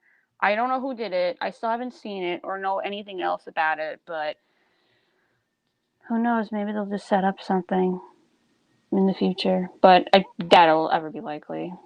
Would you see that? Would you see that in theaters though? Be honest.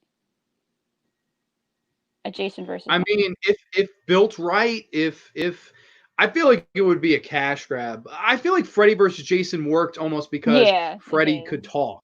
Oh yeah, but Like the you have problem is to they're have both that silent. dynamic.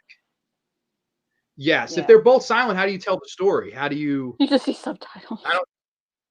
I mean, I'd love to see them fight to the death, but how do we get to that end scene? Like, there's an hour and 10 minutes you're gonna have to fill, Yeah, I know, and I think right? people would be pissed. I mean, I would see it, of course. We're horror marks. Like, who the fuck am I kidding? Of course. Oh Like, if yeah. Chucky fought Leprechaun, I'd be there to see it in the fucking first day. Oh But my it's god. just, I don't. Would it work? That's the real question. I don't. I don't think it would work. I I don't think the think so fight would either. Yeah. it's tough. You got nobody to speak for either one of them. Like to me, Yeah. the promo guy is the most important. Freddie is, and Robert Englund, I think, is the reason why Freddie versus Jason works on the Oh level it my works. god. I felt so bad for Kane Hodder when he found out he wasn't being considered for the role. Like, and I know a lot of people have problems with Ken Kersinger's performance in that. They called him the real zombie Jason, not like CJ Grant's He really portal. is, though. And I feel bad because like he looked awesome in that, but like, and they had some of the really best kills in that, like the bed scene when he goes like smack like that. Oh shit! I was like, holy crap! Like that threw me like through the wall. I was like, God damn, that really just happened. And I felt pain after that. I was like, oh no, like Yeah, ugh. you feel that I one. cringed. You do feel that one. Yeah, I love.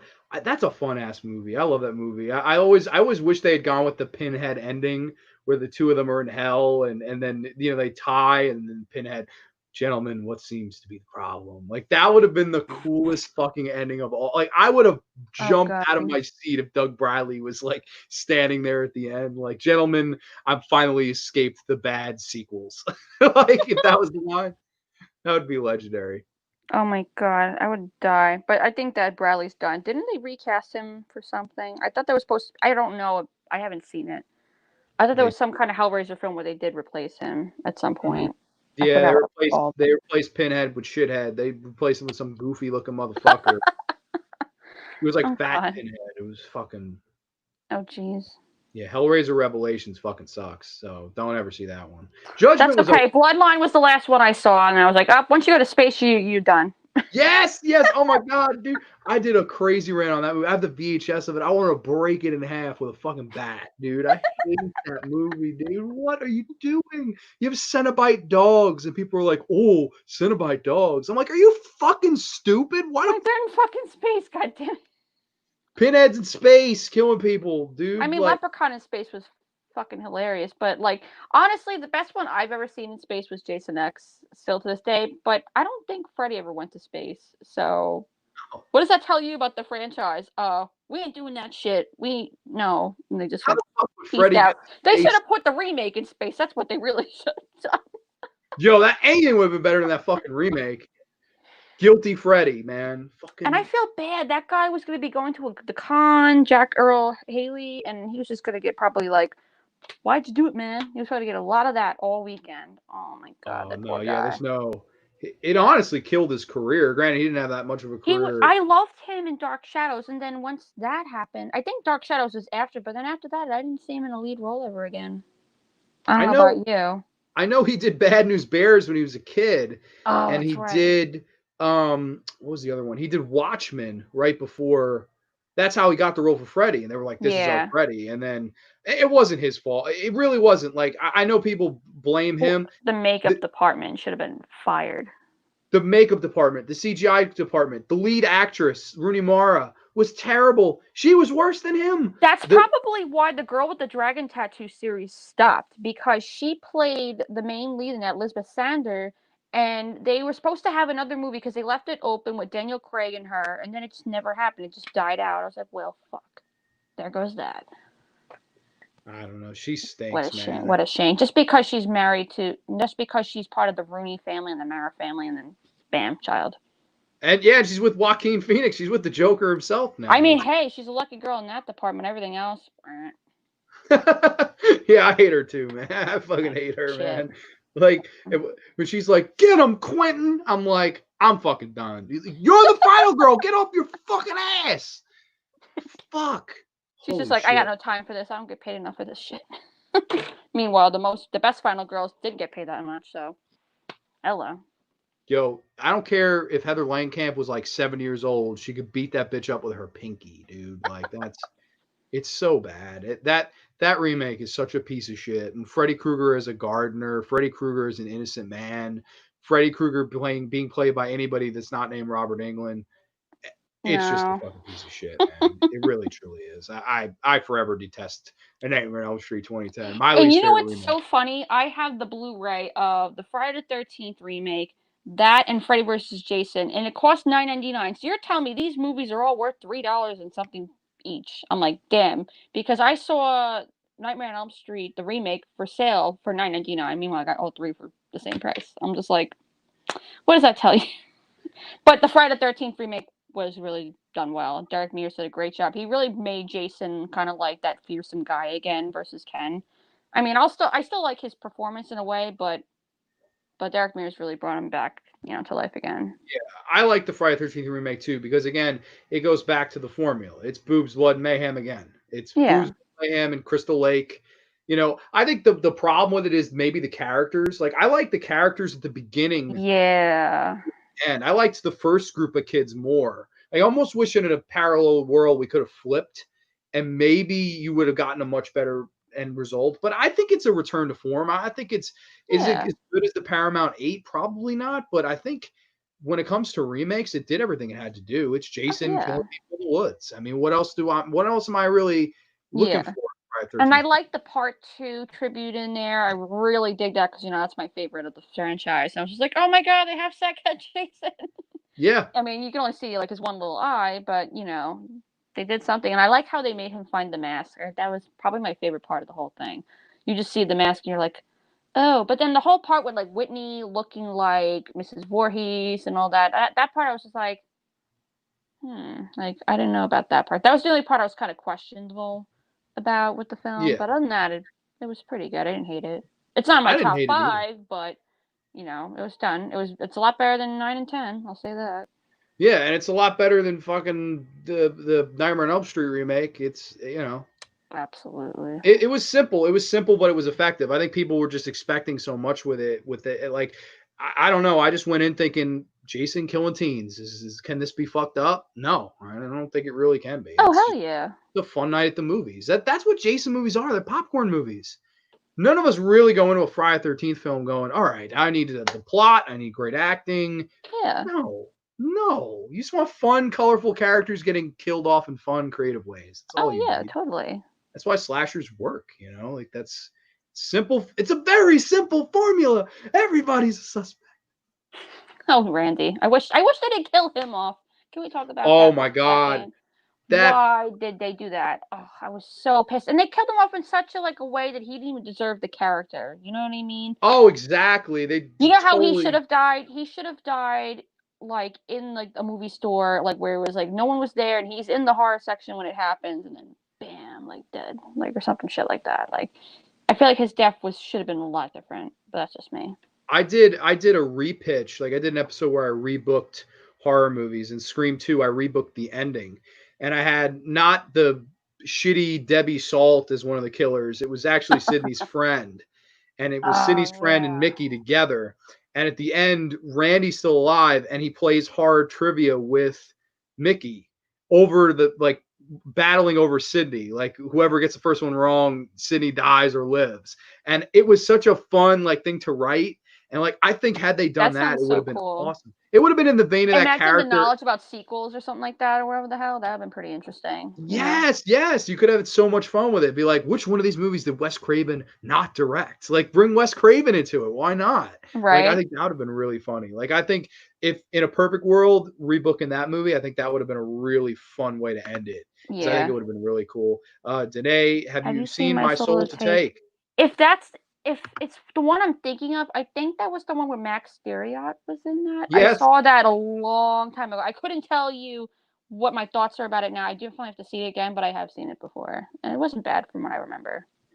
Wow, really? See, Yeah. I had a really fun experience with that one. It's like one of my favorite like good bad movies. Like it was just so out there for me. Like there's this one girl in it, she's like super religious and she's like, "Can somebody turn on the prayer conditioning in here?" And I'm just like, "What am I watching? Like what the fuck?"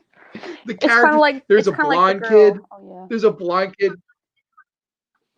that's so There's a funny. blind kid. He like crawls along the side of the house and like gets in. I'm like, "Yo, you're blind. How are you crawling along the side of the house?" He's like, So it fucking made dumb, me do man. But it. what were you gonna say? It reminds me of like in Edward Scissorhands where there's like that really religious woman and she's just there playing the piano and shit and everyone's just like, what the fuck? It made you think like that people who were religious like back then were just no good. They made you think like, oh, it was Yeah, like weird to be religious, which I don't know. That's an indifferent opinion, I guess.